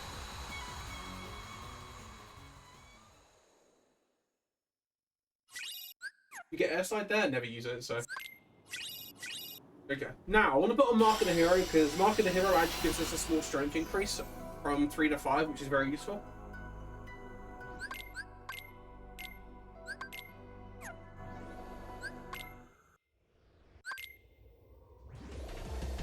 so this is Metamorphosis 1.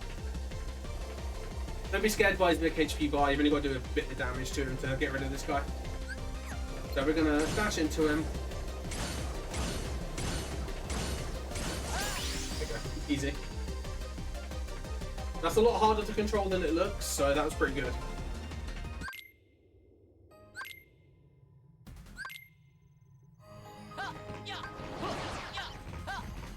Right, so there's no skippable cutscene here when you go in this door. Don't pause, I'm not pausing. Hands on the controller. We've all been got by this cutscene so much because it's just a cutscene that gets you if you're not careful.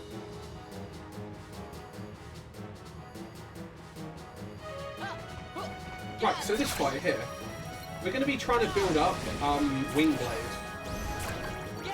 which is an incredibly good command style.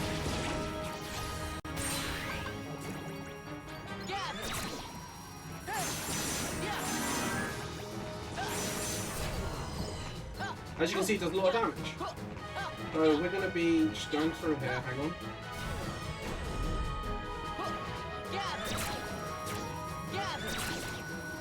Wait for a second here. So I want to go to the middle here, use Magnet, then use the finisher, and it should finish off the entire fight. Like that.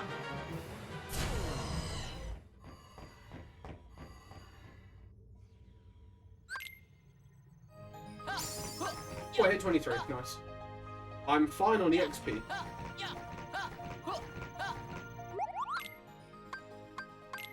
I sell one of those, sell one of those.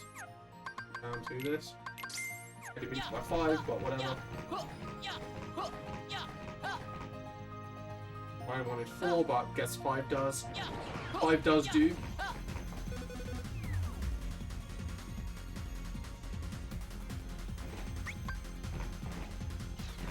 Jump up this room. Go into Terror because we want the slide dash.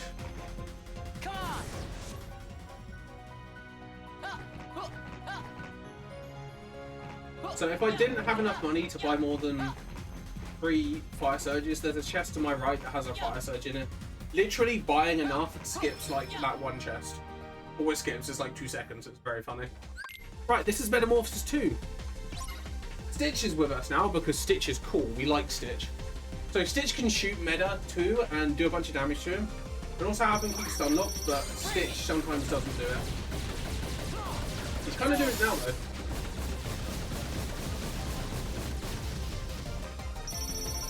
Stitch, why don't you stop, man? Keep going.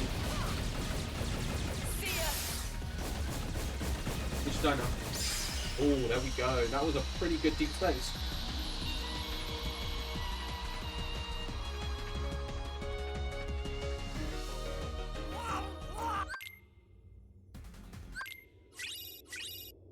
Right, so now we're going to go to Netherland.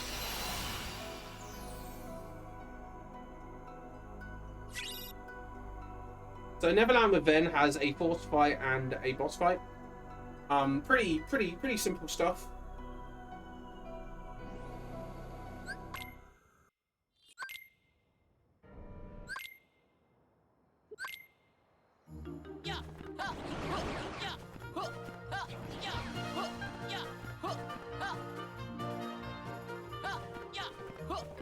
Right. We're going to quickly move through here. We're going to meet the Lost Boys in a second, because hi Lost Boys. Hey Lost Boys. So I grabbed Snow White earlier in the run because Snow White is very useful here. Yeah, surprisingly, just despawning these enemies in here in this fight is faster than fighting them. By a large margin, actually. It's not even close. It's kind of funny how much faster it is. Even with the RNG and Backstore.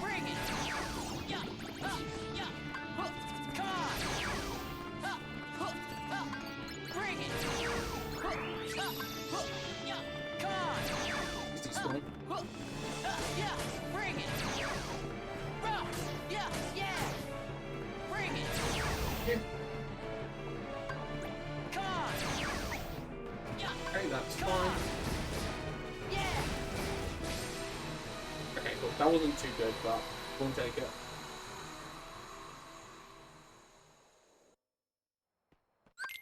Right, now some cutscenes, and we get to go to Hook. Ha! Yeah! I'm gonna set up the best deck ever.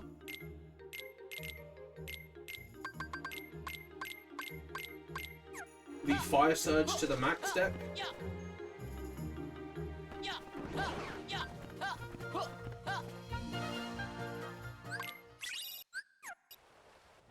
Yeah! Yeah! I dash over. Ha! Huh! Yeah! Huh! Yeah! Huh! Ha! Yeah! Huh! Yeah! Huh! Yeah! Right, so you need to attack with a finisher type command to destroy that wall, or hope to god the cannonball from the ship destroys it. Because yeah, the ship shooting cannonballs at you at this point, because Hook's like, who's this boy trying to stop my plans? Right, this is the Hook fight. I'm going to try my weird strat where I swing at the start. When you swing at the start, a Hook can dodge to the left or the right. His AI just kind of forces him to do it. We're just going to revert, so.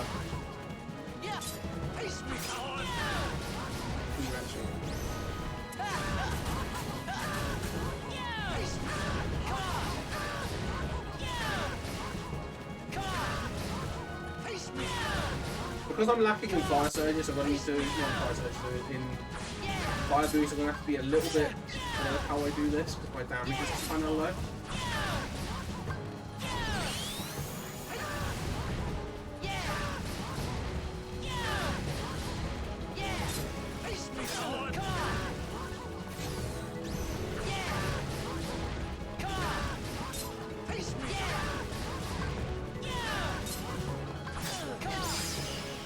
Pretty slow, but I can't do that. Oh. There are fire boosts, but yeah, cool. Right, so now we're getting into Ven's endgame now. So now we're done with that, we're going to Keyblade Graveyard. We've got a few cutscenes we've got to skip and then we get to go over there. So this is like cutscene simulator. When this game was on PSP and PS3, this section of the run took forever because it's loads of loading screens and cutscenes and things. I remember when we first played this game on PS4 and had good loads. We saved 2 minutes here, 2.5 minutes. It was quite a moment. We very much enjoyed that moment.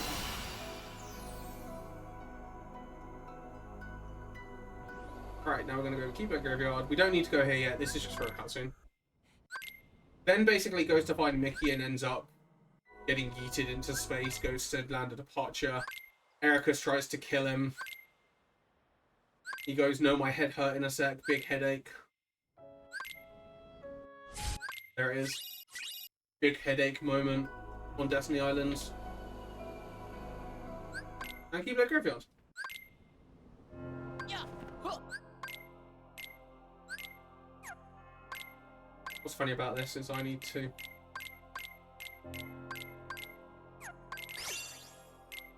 make my Cura. Yeah. Yeah. Huh. Right, so I mentioned earlier in Terra about how movement works, where you have to dodge, take a step, not match the inputs. This is where it gets really important. You can get past all the tornadoes in this by taking a particular route. There's a couple of routes you can take, and timing your inputs. So these tornadoes can only chase you one at a time. So we're going to be manipulating them into chasing us one at a time, and getting through this ring without dealing with a single fight. There you go. Easy money.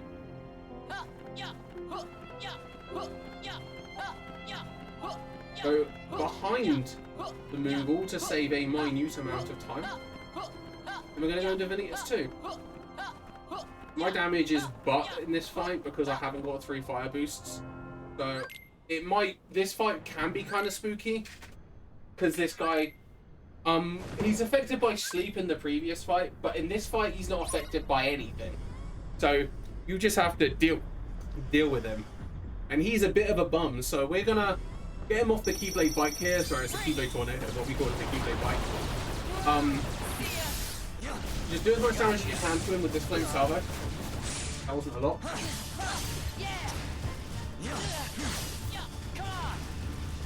Too slow. If I go quiet, it's because I'm trying to make sure I don't die. Gotcha.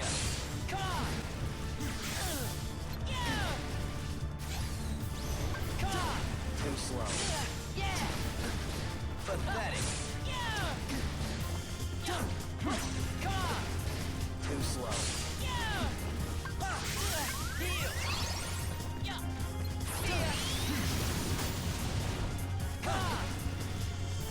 Suffer. Gotcha. Too slow. Gotcha. Pathetic.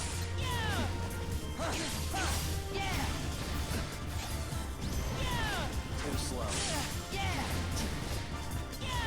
Pathetic. Or fight, but whatever.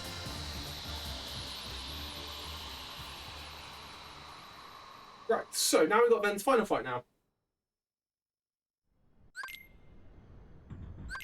So Ben goes unconscious. This all takes place inside Ben's head.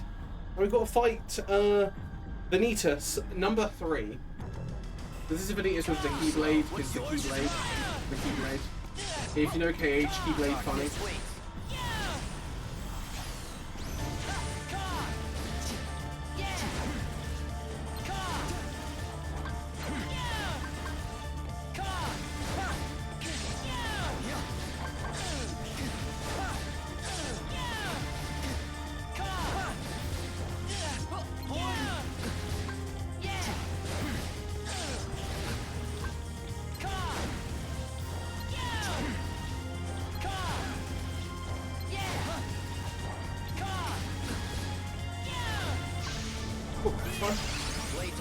Right, so after we're done with that phase, he goes into the ground, destroys everything. This is final phase. So we're just gonna DBZ our way through this real quick.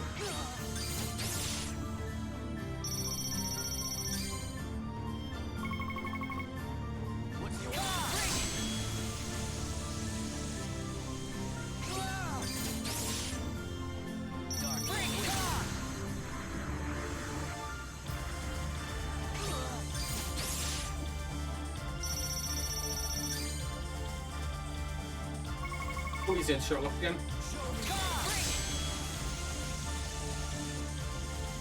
And then the final hit. That's worth it. Just take 5 seconds to complete. And then we can stop reset. Right, so that's Ben's done.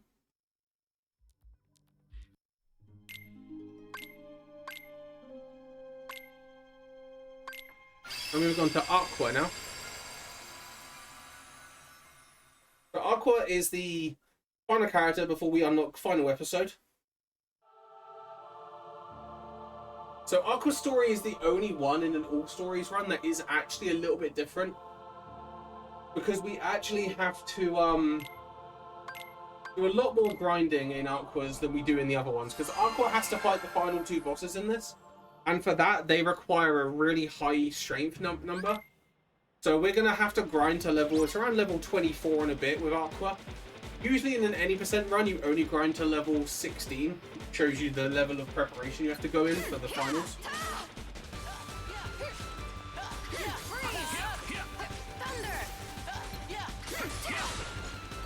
Right, so it's the same with Aqua, just kill them fast.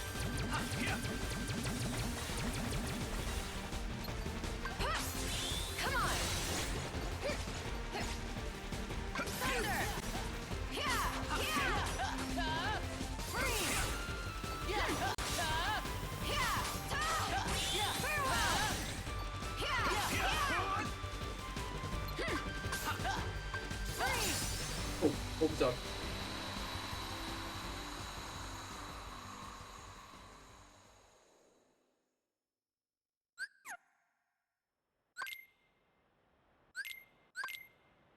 Let's get past all this, same stuff as before.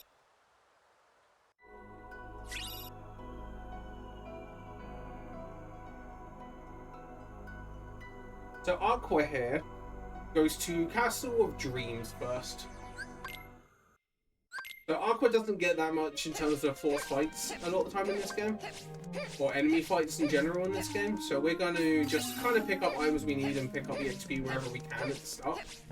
And then kind of use that to get through the beginning before we get to the big grind. Or end game levelage. So we're going to go up here, come into this room here. This gives us the map and flag to move on.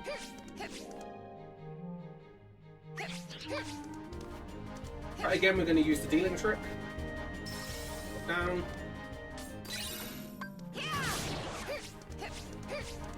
And we're going to move. But Aqua's fastest form of movement, as you can probably see, is cartwheel. It's very speedy, so we're going to be using it a big lot. Right.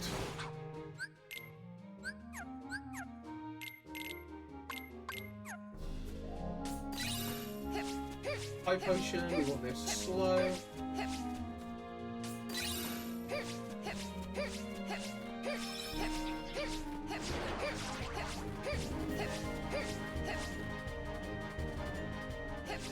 Right, so the barrier surge is just a bit more powerful than the blitz we put it on, but also we need to use the barrier surge for selling later, but it's just useful to use for the beginning.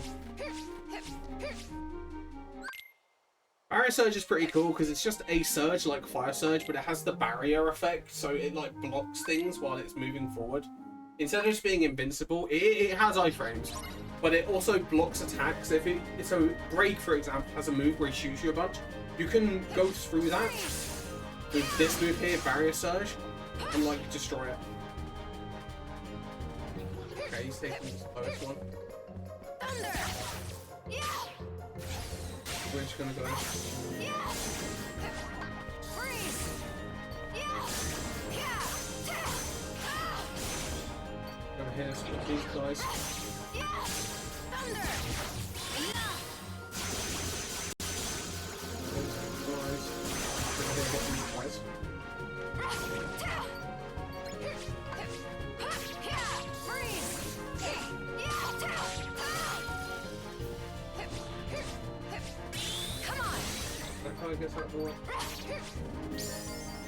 Take that! Pretty bad. So Jacques there has 5 different patterns he can take, and depending on the pattern he takes, depends on how many enemies he spawns in. That one there is the worst one. So, big slow on that one for me. So this is Curse Coach, the boss of this world. Curse Coach is pretty simple. We're just going to get into Spellweaver and stunlock him. And that's kind of the gimmick.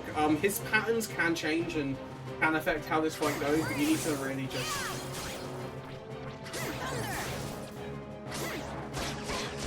Getting hit there's actually more than fine. Sit still for a second now.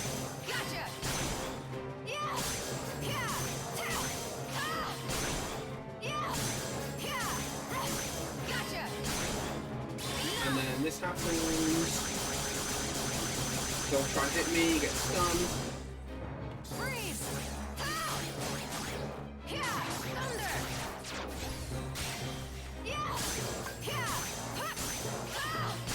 Good pattern.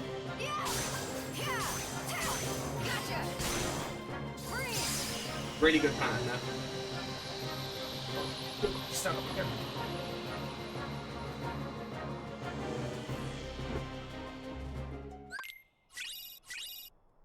My leg just does not want to get comfortable.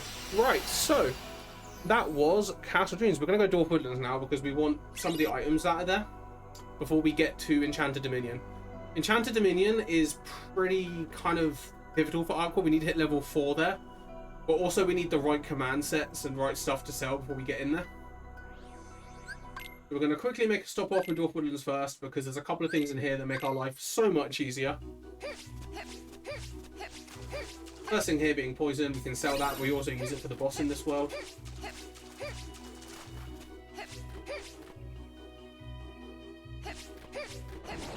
So those enemies spawn here, we don't need to deal with any of them, it's fine.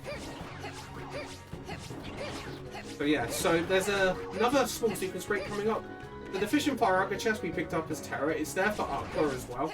So we're going to grab the same chest as Aqua. Aqua can't grab the same ledge as Terra in 60 FPS. Because her hitbox is smaller than his. But this one works nearly every time, so just go around the other side and for some reason it works. You get pushed up a little bit higher on that one, I guess. I couldn't really tell you. Now, if you want to be additionally baller, you can put on the Keyblade Stroke of Midnight from Castle Dreams if you wanted to for the next boss.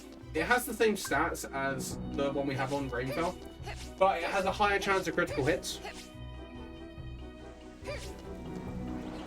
But yeah, I don't do it because I'm not that baller, but also it really doesn't happen that often. But it's cool if it does work. Right, Terra to drop down again. Move it here, we're going to slide dash, hit an enemy that hasn't spawned in yet. Cool, nice, I got it. Then we're going to go deal with Magic Mirror. Hopefully I'm over the poison. I didn't see what was over.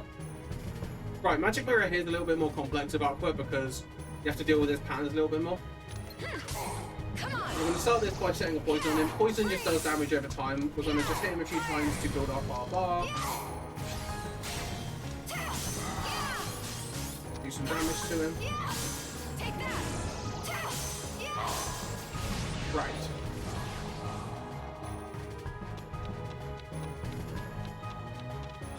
I didn't catch him. Didn't catch him in time, so. Come on! Freeze! Fire! Freeze!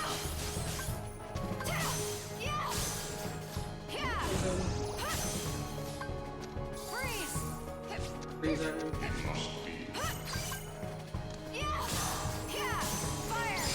Not bad at all. Could have been worse. If I'd managed to stop the ring around attack because I saw him in time, that would have been even better. Insane moment right there.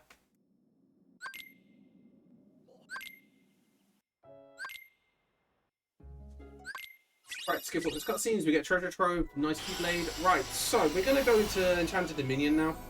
Enchanted Dominion is the last part of Aqua's first ring, much like the other ones.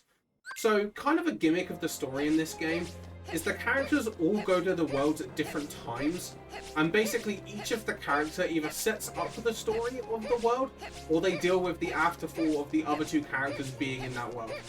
That's kind of the gimmick of how the story in this game works. There is actually a timeline of events in the game's like Trinity Archives bit and on the menu if you want to go look at how that works when you've beaten the game, and it tells you like when events occur in the timeline of each of like the whole game, which is nice. Sell that,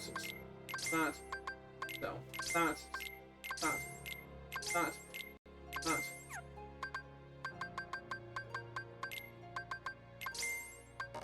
Really? Okay, I'm 15 money short.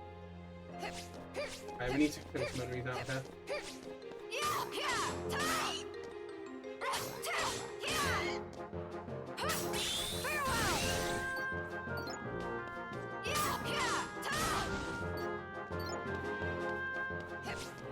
Right, we're going to quickly make a stop somewhere else and go grab an item. Because I need that. We're going to make a quick stop back here. Courtyard. How many have I got? Fucking 8 money. Excuse my language. That shouldn't have happened. I had so much EXP, bro, and so much money from the beginning that I just didn't think I needed it. That's really annoying. Right. Potion, there we go. By the arrow I need.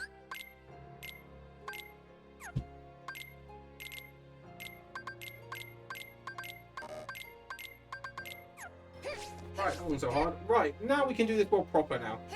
Right, so we're going to go into Terra now. Jump up here. That.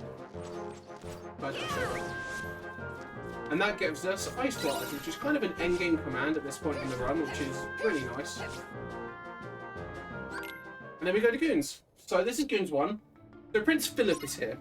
So in this game, I didn't mention it with Ven because it doesn't come up really.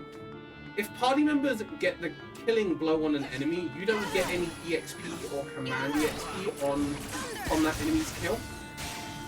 So ideally, you want to make sure you're getting as many as possible. And Philip can kind of mess you up sometimes with, like he's doing that.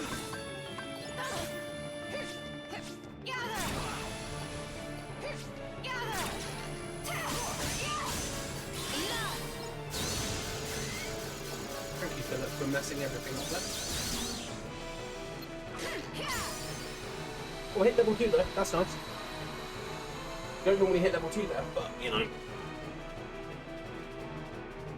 Level 2 is a magic up. We used to grab it in Dwarf Woodlands, but it actually doesn't really affect Magic Mirror too much because of how high its stat gate is, so we just don't bother getting it there. We just get it here and there while we're trying to get to level 4.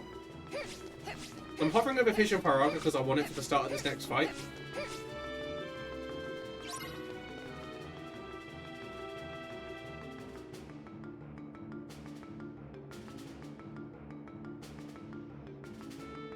Right, so we have to kill quite a number of goons in this room. There's a certain order I'm going to go about it.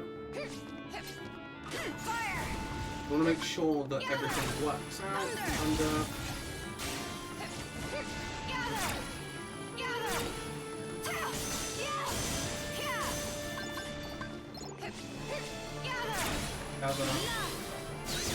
Those guys. Oh, there we go. Here.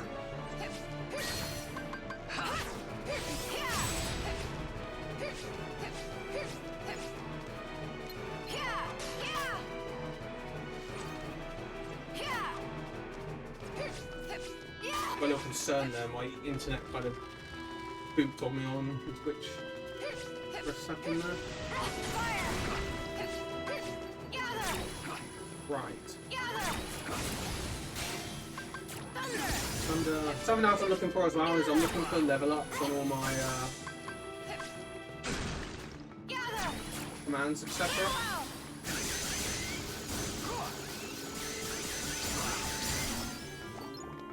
Right. We're doing well on that there, so thunder, there we go.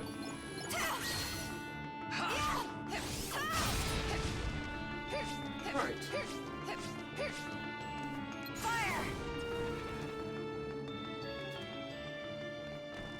And that's goodness.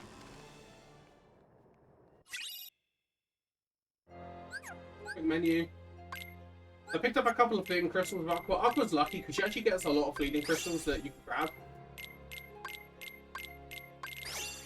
So you're guaranteed 3. I sometimes skip the chest of the 3rd one, but I mean I mostly do that when I'm doing runs. I might grab it here with how my luck's been. So, now we've got Ice Barrage. Ice Barrage takes up 2 command slots, but it's certainly worth it. It does a lot of damage, it's a big hitbox. Does good stuff. We need the 2 magic case because it makes Ice Barrage actually recharge, like, pretty fast, so makes it pretty useful. Right, so, in this room I'm going to grab a bit of EXP because I need it to get to level 4. Level 4 is another magic increase, and magic increase good because we are Aqua. Didn't really explain that difference, but basically the characters all have different stats they specialise in. Kara specialises in strength, Ben is kind of a jack of all trades, Aqua is a mage that specialises in magic. So she's very good at magic, not as good at other stuff, so we want to level up our magic as much as possible and get as much as we can out of it. Right, here's Dragon Maleficent. Dragon Maleficent is a big fight. He does big damage, he's got big range on her attacks. Philip's kind of hit her out, he doesn't really do too much. She does have one glaring weakness though. She has no hitboxes behind her butt really, so we can kind of be safe behind here and just kind of hit her butt and do damage to her.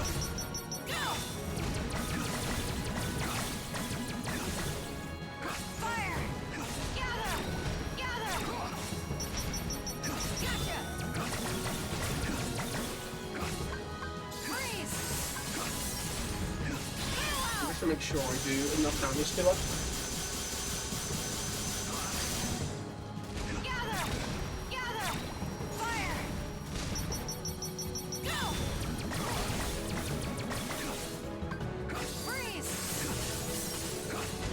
Really? And on this run?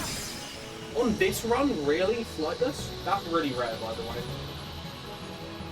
So she has a phase where she can fly around, but that was an amazingly good fight.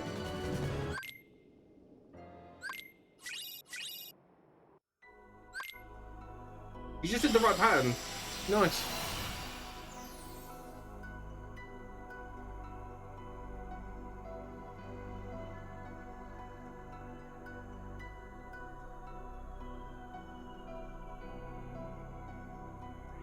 Alright, going to the Reading Garden now.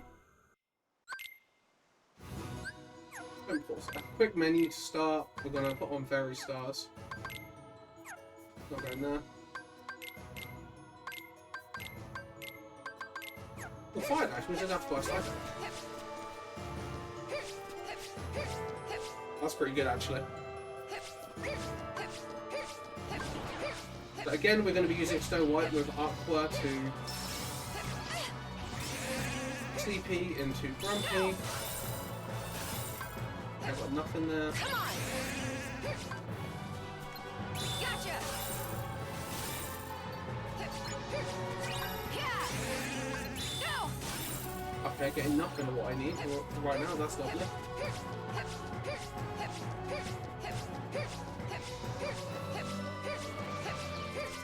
Take that. Gotcha. Thank you. I'm going to grab this while I'm here as well. Why not? The free fleeting crystal right there if you want it. Because I'm doing all stories, I want to make sure I have everything I need, so I want to make sure I'm all set up for stuff at the end. Right, so this is Mickey fight because Mickey's here. Banana Magnet, do a hit, stand in the middle, use arrow. Grab all those guys, Magnet. Hopefully they all die, there we go. Win that thing. The other guys will spawn in, hopefully.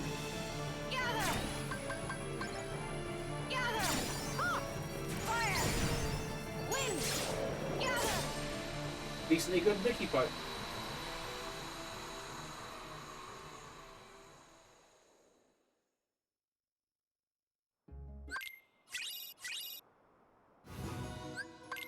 Right, into a Keyblade.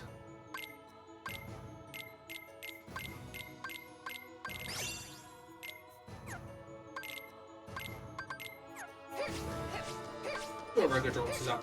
Aurora drops is pretty nice actually. It means I'm maybe okay on money. Money in this category, in all stories especially, can be really tight. So getting all the help I can get is very worth it.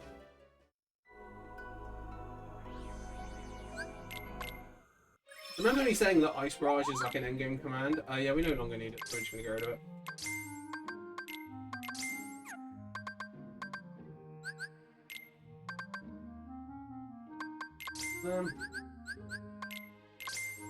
Cartwheel is for way later in the game.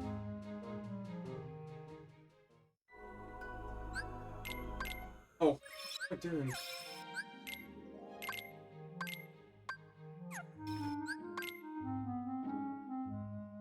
The notes are wrong here for some reason.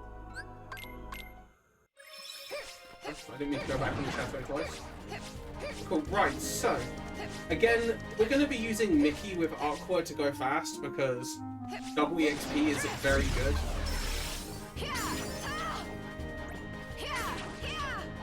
I can hit stuff.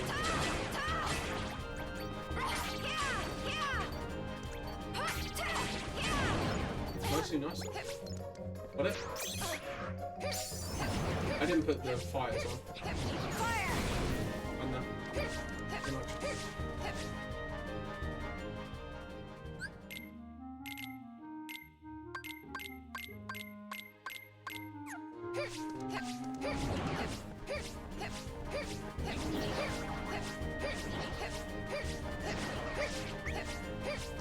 As long as this is recharged, yep, it's good.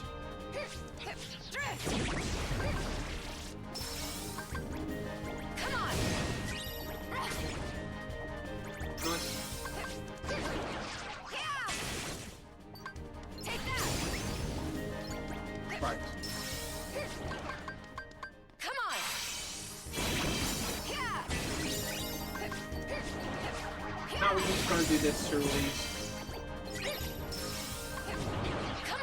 in all the XP.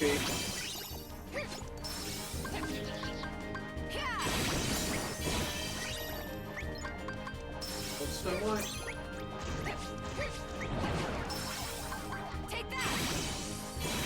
Right, so one good thing about this category is you get to do this grind for a while, which means you get to get a load of chances to get the drops you need of everything.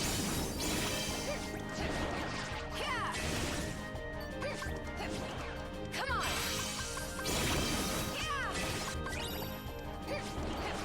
Take that.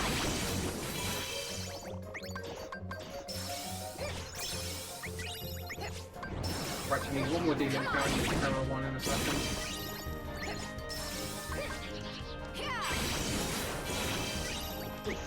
Going on demons now.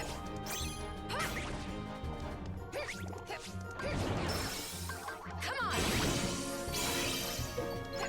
Now we can just kind of vibe for a minute.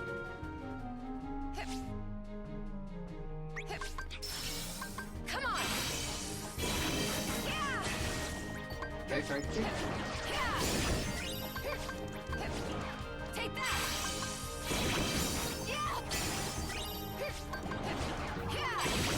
Getting really bad luck with the crystal though. Take that.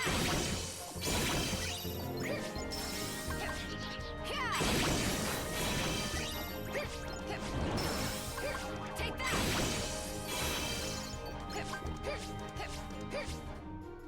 So I'm level 14 now. Take that.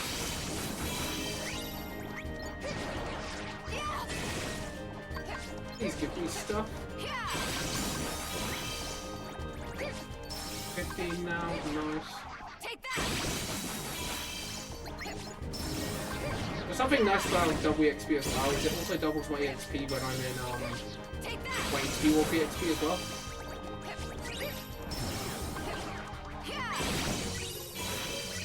Okay, I got a shimmering. Nice, I need at least one of those. Two would be handy, but one's fine. Come on. I need some fleet though. Take that.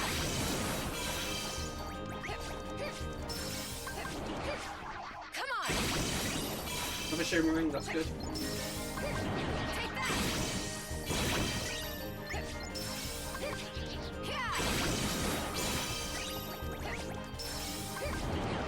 Come on.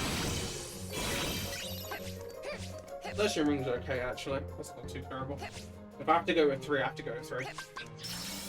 Take that.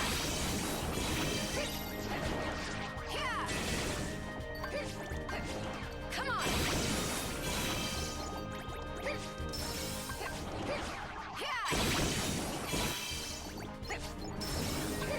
Come on. Take that. There's a fleet. Right. Once I get one more fleeting, I will do my menu. Or when I've done a couple more runes. Take that.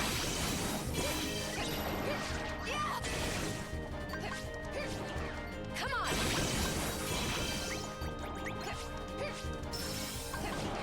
Take that. Come on.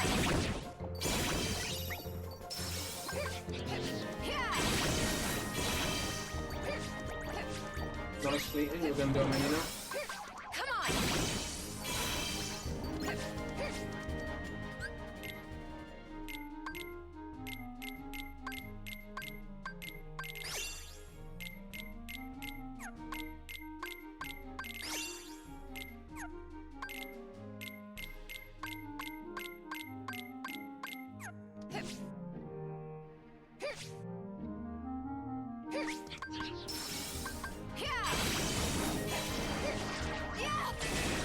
Those guys, I'm fine on ability now, which is nice.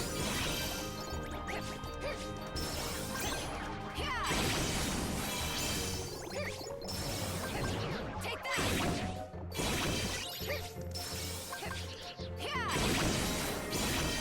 Level 20, got one more level to go.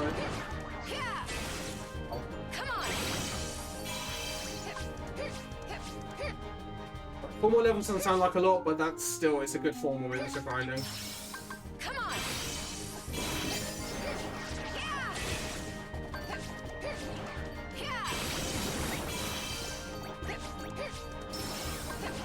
Come on. Take that.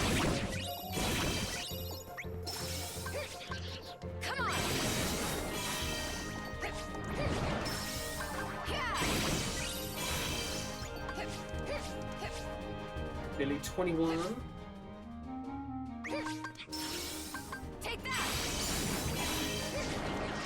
Yeah! Come on! Take that! Yeah! Take that! Come on! Right, I should be able to do another menu after this. Yep.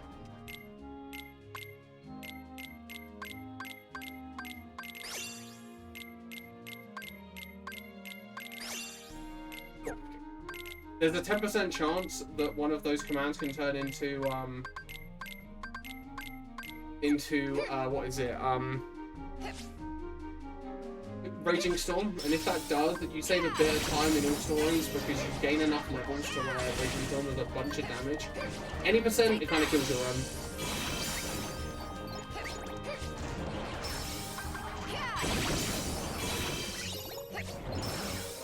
Take that! Come on! Take that!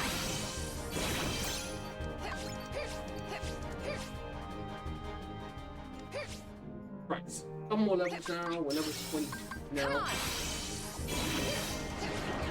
Yeah! for those guys. Take that! Come on! Yeah! Fire! Come on!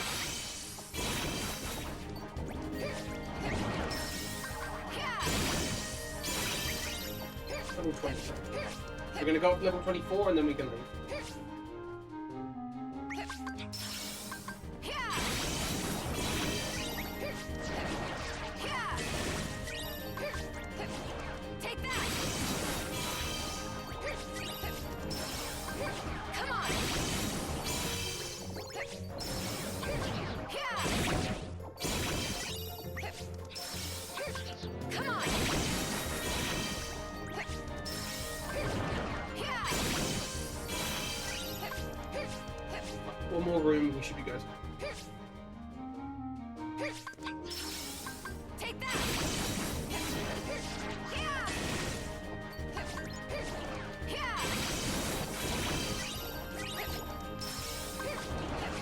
Take that! Come on! Take that! Yeah! I'll quickly check something.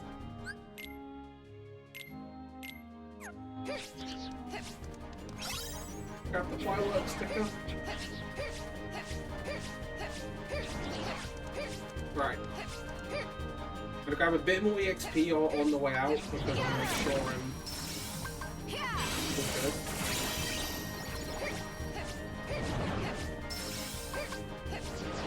Come on!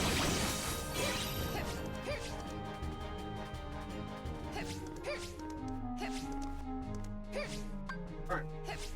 Now we're uberly strong, we can now get on with the game. Pretty good grinding. All in all. There's a lot that can go wrong in that one, and you can lose a lot of time there.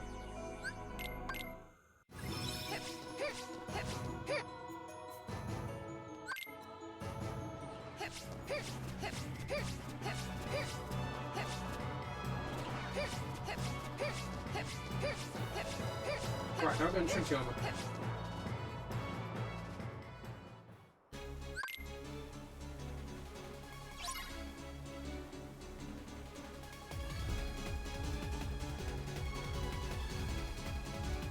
So Trinity Armor is pretty similar.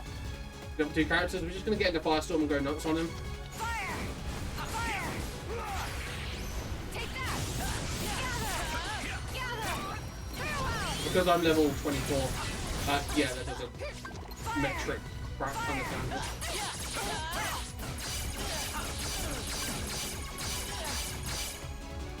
Fire! Come on! Gather! Gather!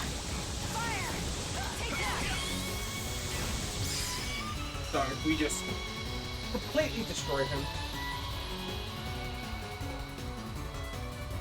Oh, okay. Right. I think it's time.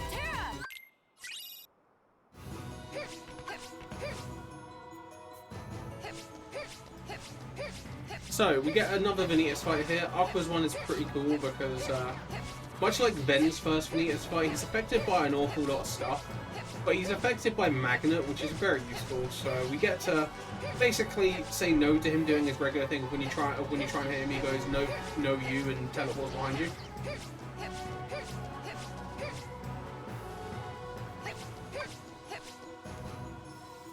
RRLAT8 skip. Not really a skip.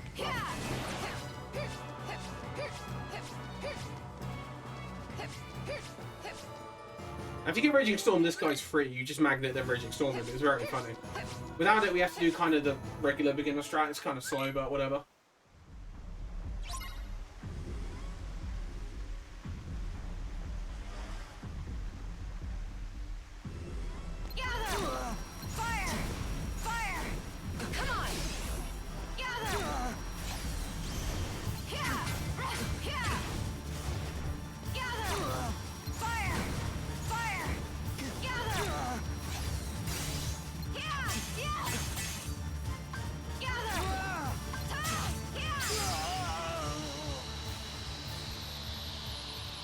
Right, there we go.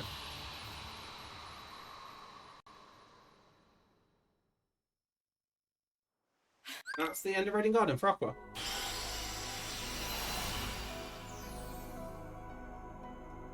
Right, so now we're going to go do Aqua's Fruit Ball, because Aqua's Disney Town, which is the Fruit Ball minigame. Aqua's Fruit Ball. Oh, my brain right now. But yeah, we're going to go do Aqua's minigame.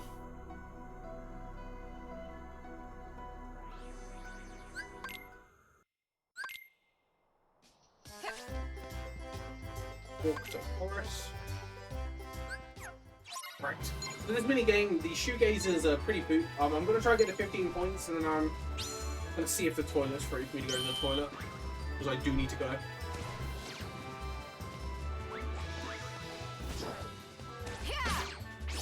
And because this is a 3-minute unskippable minigame, it is useful to go now.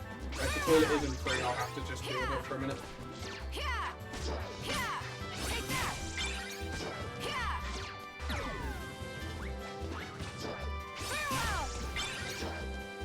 So the best strat is to hit up the fruit and then smash it down. That strat doesn't work in the Xbox version of this game because they kind of broke the smash button. Somehow it just kind of spikes it directly downwards. So this is a really hard minigame on the Xbox version of this game. But yeah, I would recommend that version for Aqua. It's fine for everything else apart from that one thing.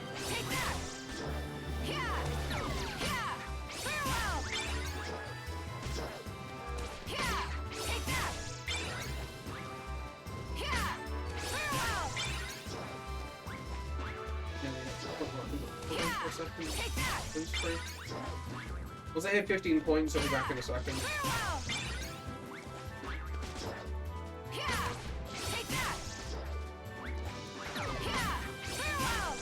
I'll go back. Give me 2 seconds while this minigame plays.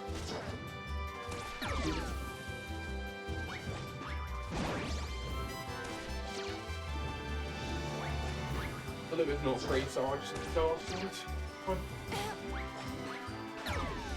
I won't really get to the other one and back in time. I'm not that desperate. But yeah, we can just kind of vibe now for until the end of this.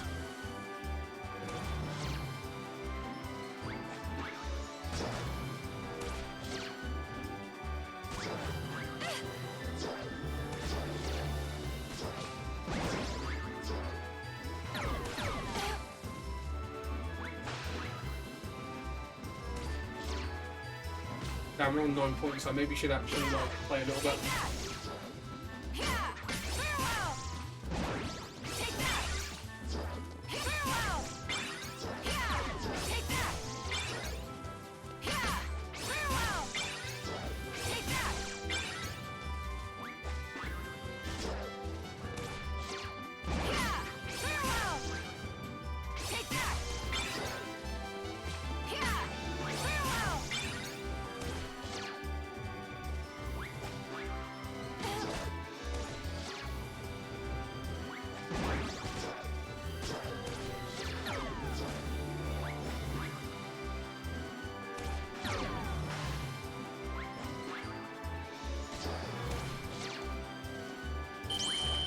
That's inappropriate. That settles that. Right, so to contrast any percent, we're actually going to go to, deep space first.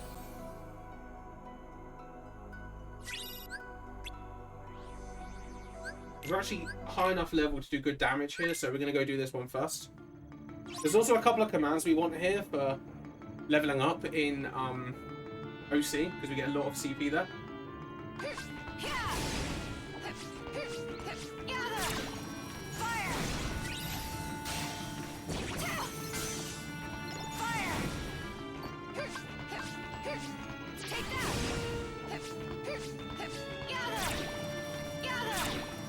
Okay.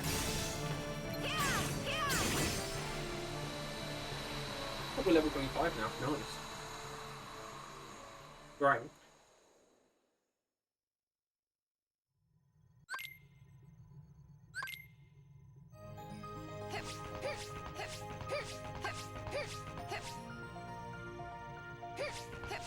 So now we've got to do some movement here. So Gantu and the general there asked us to go clear out the chips above deck thing. There's some space things there that we need to go shoot in Aqua's amazing mini game called Gotcha Take That. It's called something else, but we call it Gotcha Take That as runners because Aqua basically spams the phrase Gotcha Take That the entire time.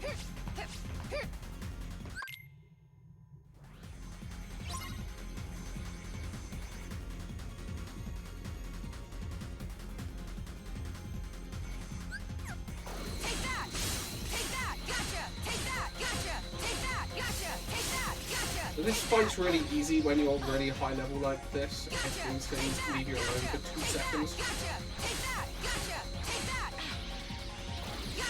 Like what they're going to do right now, where they're just absolutely body bagging me.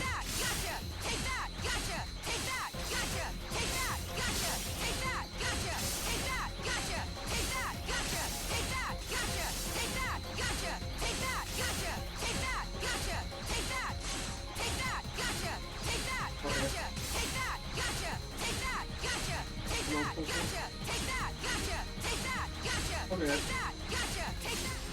God damn it, that guy took forever to do anything to me. Alright, so...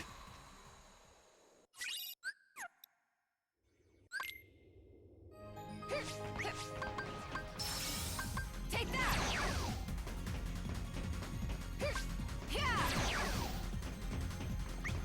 Fire! Fire!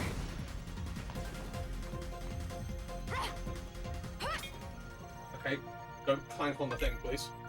So yeah, you use Battle a little bit there with Aqua as well, which is...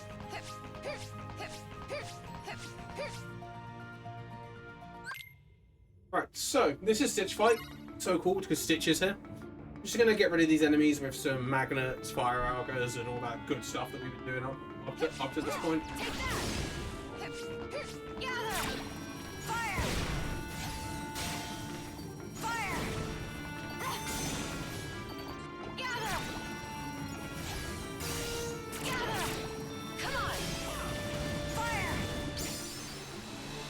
Nice Stitch Fight.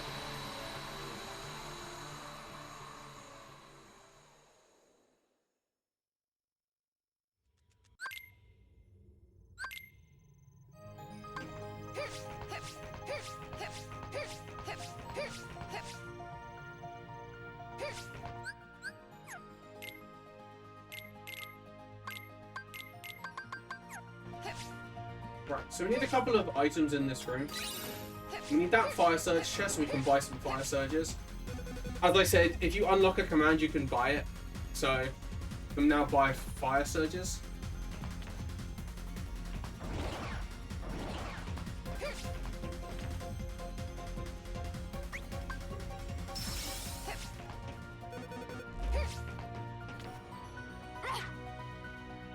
So we want to come over here because we want to actually grab this chest here.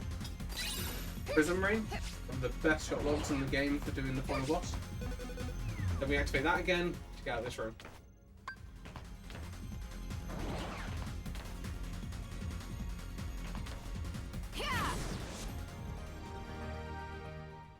So that's the real reason why we come here first.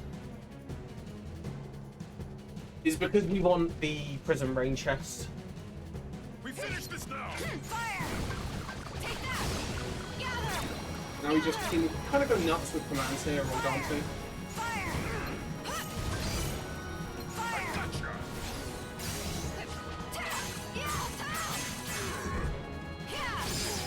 And because I'm level 25, I can do good damage if I pistol hit, so I can just kind of go nuts with him with blade charge.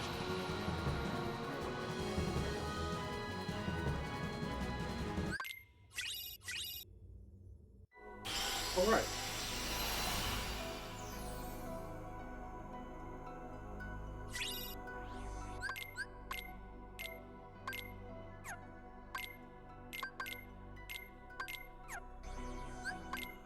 Alright, now we get into OC. So OC here has a few different things.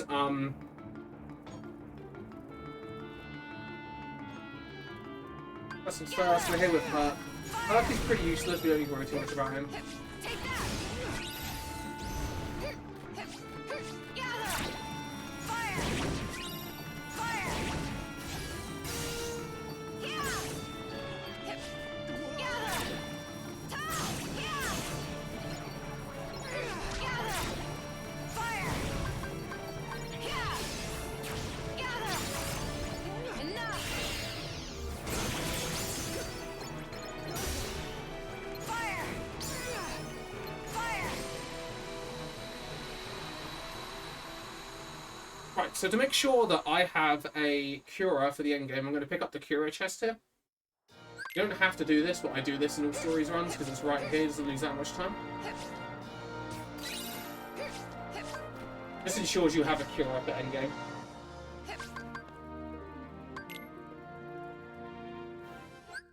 What am I doing? You pause in Terror, so I'll pause in Alpha. Right, doing this with Hyperdrive is weird to me because I'm used to doing this with Destiny's Embrace because you normally do this part a bit earlier. But in all stories you do it later because your EXP route demands it.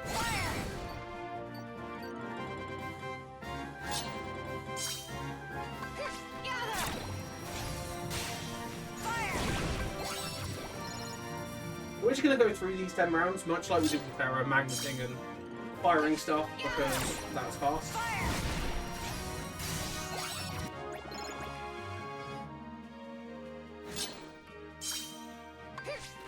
Gather! So these guys can drop a Cure chest, which is not Cure, a Cure, but that's pretty useful. The selling. Gather! Fire!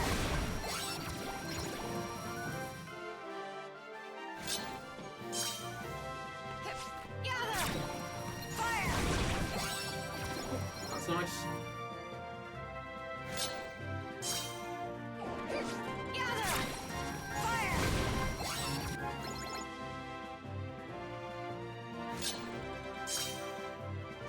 Gather! Fire! Okay, cool. Now we're getting Jelly Chase now. Gather! Gather! And that, cool.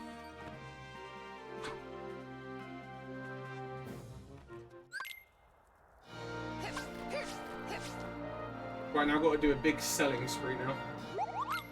So we're going to sell... Oh, sell that, sell that, sell that. I'll wait for those. Which one?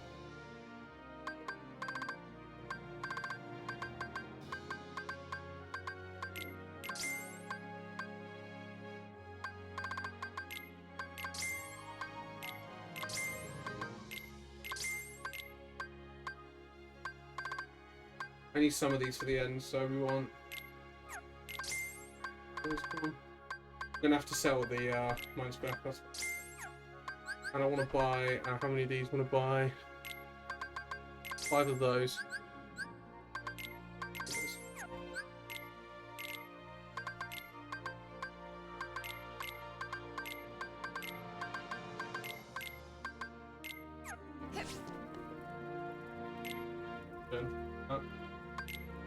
I just have to do endgame without mine square. That's fine. I have to do a different Zack strat now. Fire! So this is the Zack strat. You can stun him this way by doing this if you get the right hits, of course.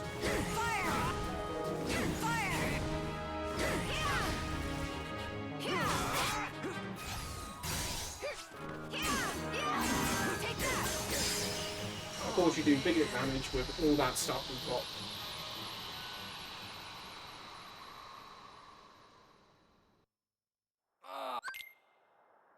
Nuts a little bit there. Right, so ideally the reason why you want the Mind Square is because it helps you out with this fight and helps you out with Vanitas too, but you don't really need it. If you don't have it, you don't have it, you just have to deal with it.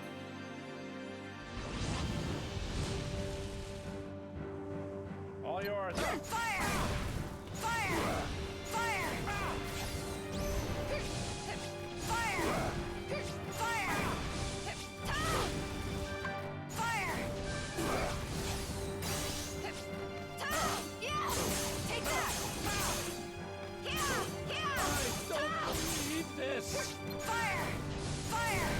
Fire! Okay, so if possible, you can get rid of them at the same time. If you have Mind Square, it makes it a little bit easier, but as I said, you sometimes don't have it, so you sometimes have to go without. Right, I didn't check my level, actually. I should have done that. I need to make sure I'm hitting the threshold I need. I'm gonna have to kill a couple of extra enemies when I'm going around here. I'm going to quickly check what it is because I want to make sure I hit level 27 for the end. Oh, I'm definitely going to hit it. I'll kill like one wave of enemies.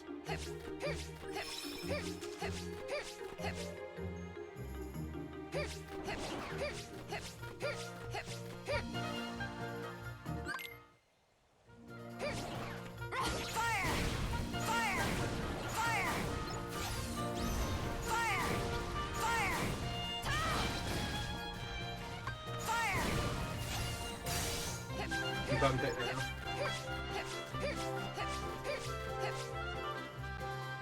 Just want to make sure you hit level 27 before the end, because if you don't want to hit it mid-fight in the final fight, because it can get a bit spooky if that happens. But you can do it there. Not like the end of the world if it happens there. I'm just being safe for safe sake.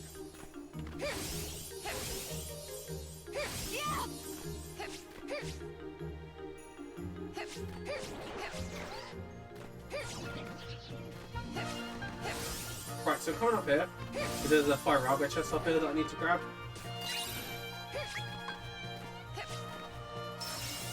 Put a terror here for this.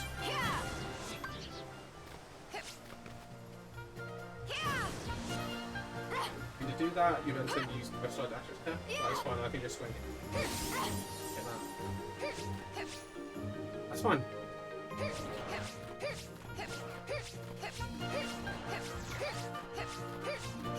Alright.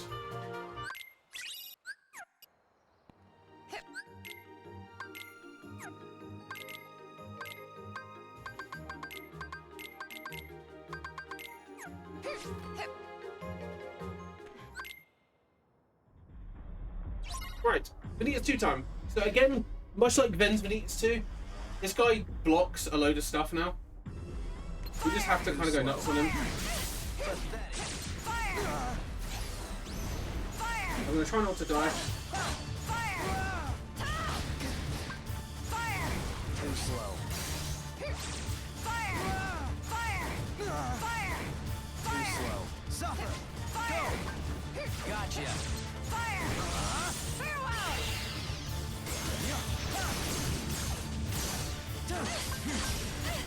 Too slow.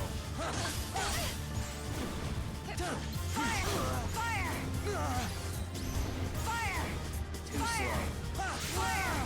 Too slow. Pathetic. Right, cool. That was a pretty good fight, but whatever, we didn't die, so salutes to me on that one.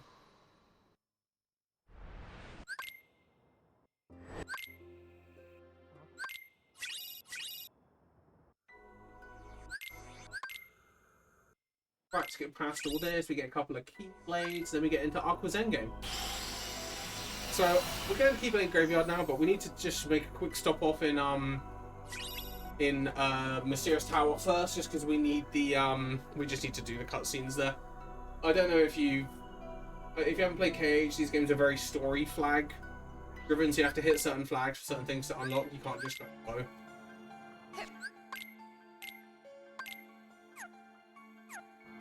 Right, Pixie Petal has a higher magic stat than Hyperdrive, so we're going to use that.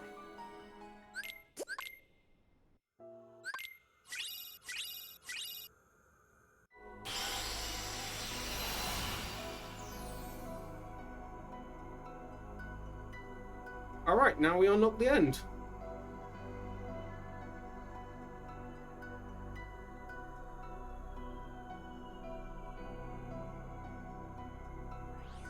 Wiggle, wiggle, wiggle.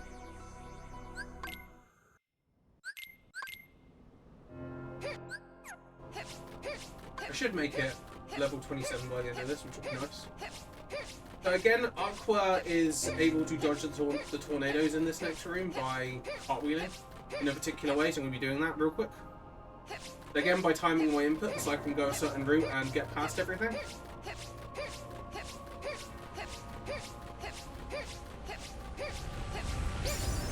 There's my 27 when you might hit it.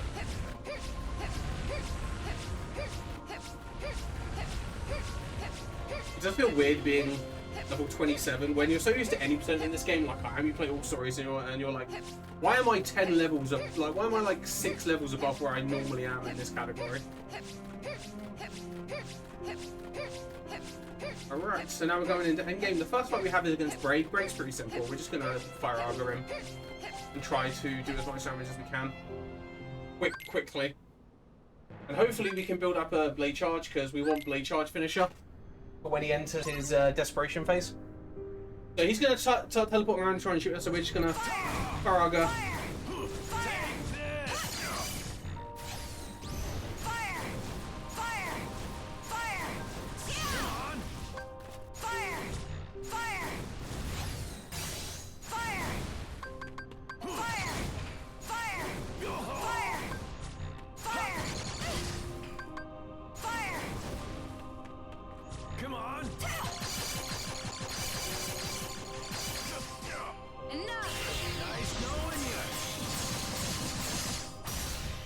And you just do a bunch of damage like that, and then you can just finish him off with some fire Argas flying at him like that. There we go, that's the great fight. Right, Aqua's final fight now. The only difference with Aqua is because we need to save at the end of Aqua to make sure we use the same Aqua save that we did the run on for the final episode. We do need to get to the end of Aqua's screens and save. Just to make sure we're using the right save. I'm just gonna sit here and fire this guy.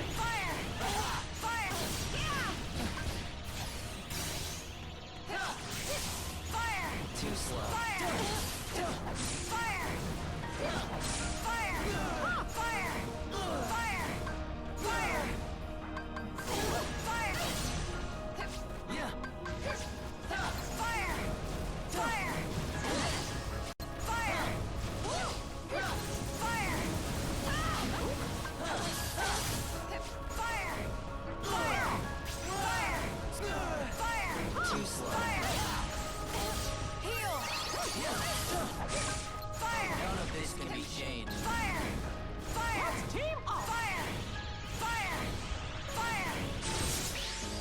That's the end of the Aqua. Any percent.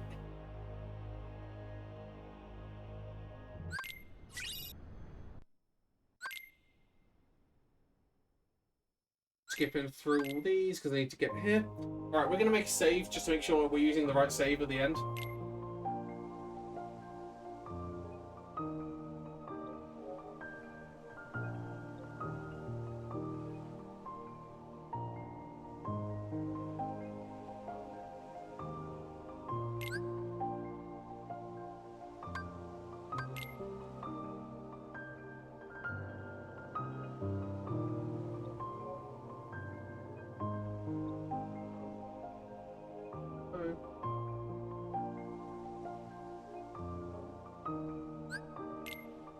There we go. Right. Now we can start the final episode now. We're going to load the save file and then we're in the final part of the run.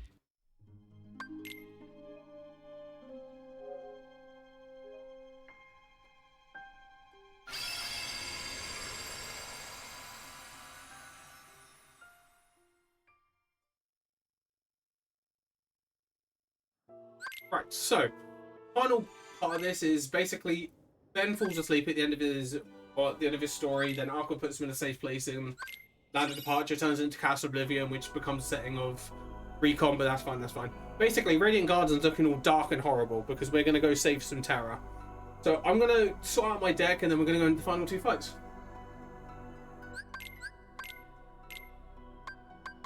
Full.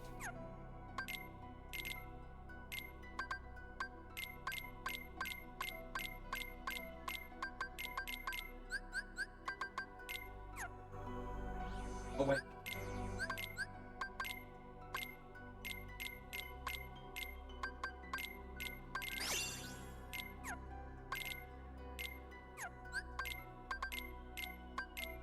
Right, so I made a firewall there. Firewall is actually very important. So you'll see how important it is in a second. So this is final Terranaut 1. I'm going to just dodge around this guy a little bit while I get him to do a certain attack pattern for me.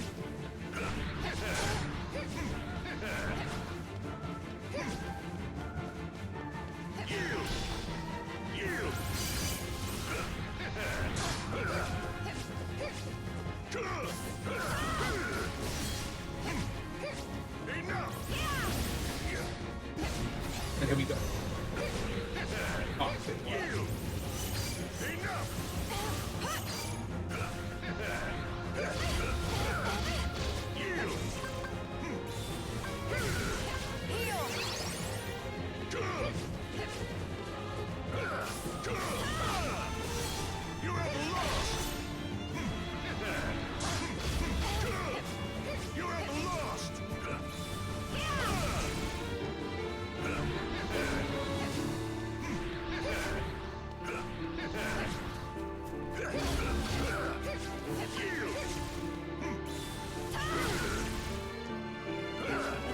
hey, Terranaut, see you there.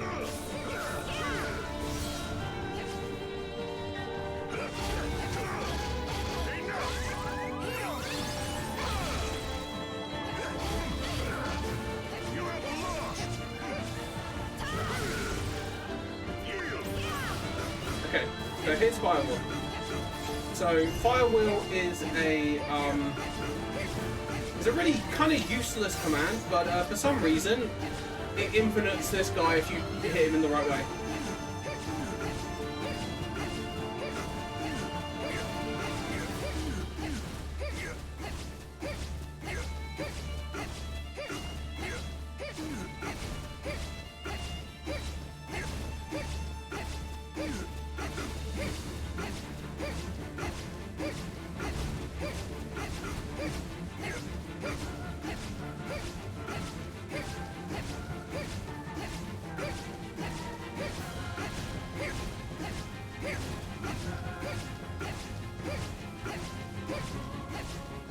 And that's that fight. Right, so we're coming up on the final fight of the run. Time is at the end of it. I will try and call it at the right time. But yeah, so this is final Terranaut 2 we're going into. We will guide you to the depths of darkness. Right, so the reason why we picked up Prism Rain is for this fight here. So hopefully he does the right set of attacks for me.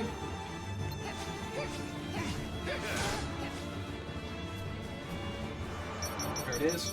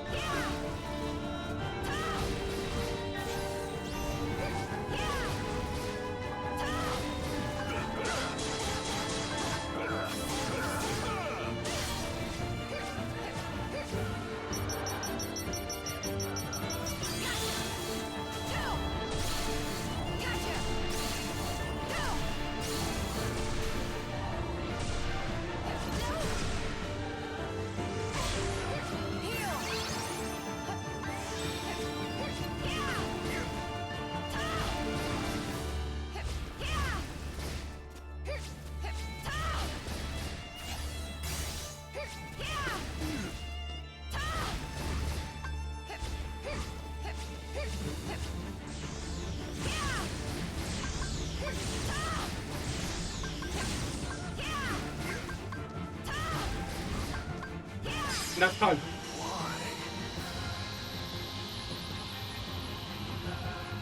So, yeah, that was Birth by Sleep All Stories Beginner Mode. I hope you guys enjoyed. Shoutouts to the Birth by Sleep speedrunning community, all the guys that do runs of this game. There's quite a lot of them. Pears, Texas Grandma, Sonic, Shadow Silver 2, Kirby Sora, Marvin, Long.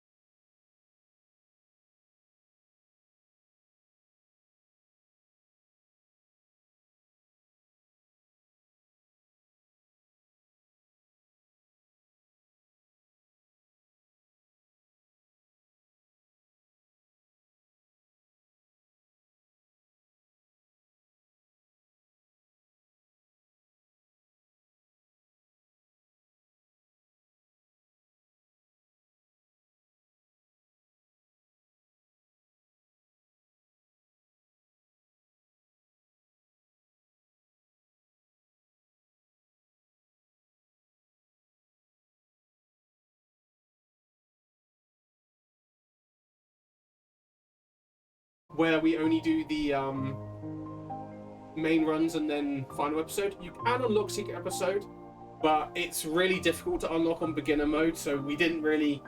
The category wasn't a thing or fun with having to unlock it, because you had to do either 100% stuff and like file manipulate out the butt to get it to like work in your favor, and it just wasn't a fun category.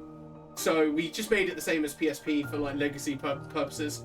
And because any percent is really like the category for this game anyway, we just kind of liked it the way it was. So if you want to do secret episode, there is the critical mode category that does do it, so do it on that one.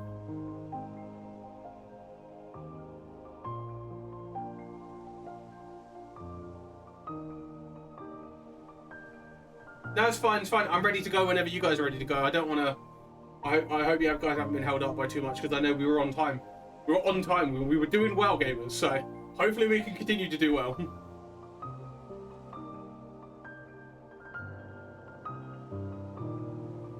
I don't know, not BBS Plat, no. That's a big sad on my part. No, not like this.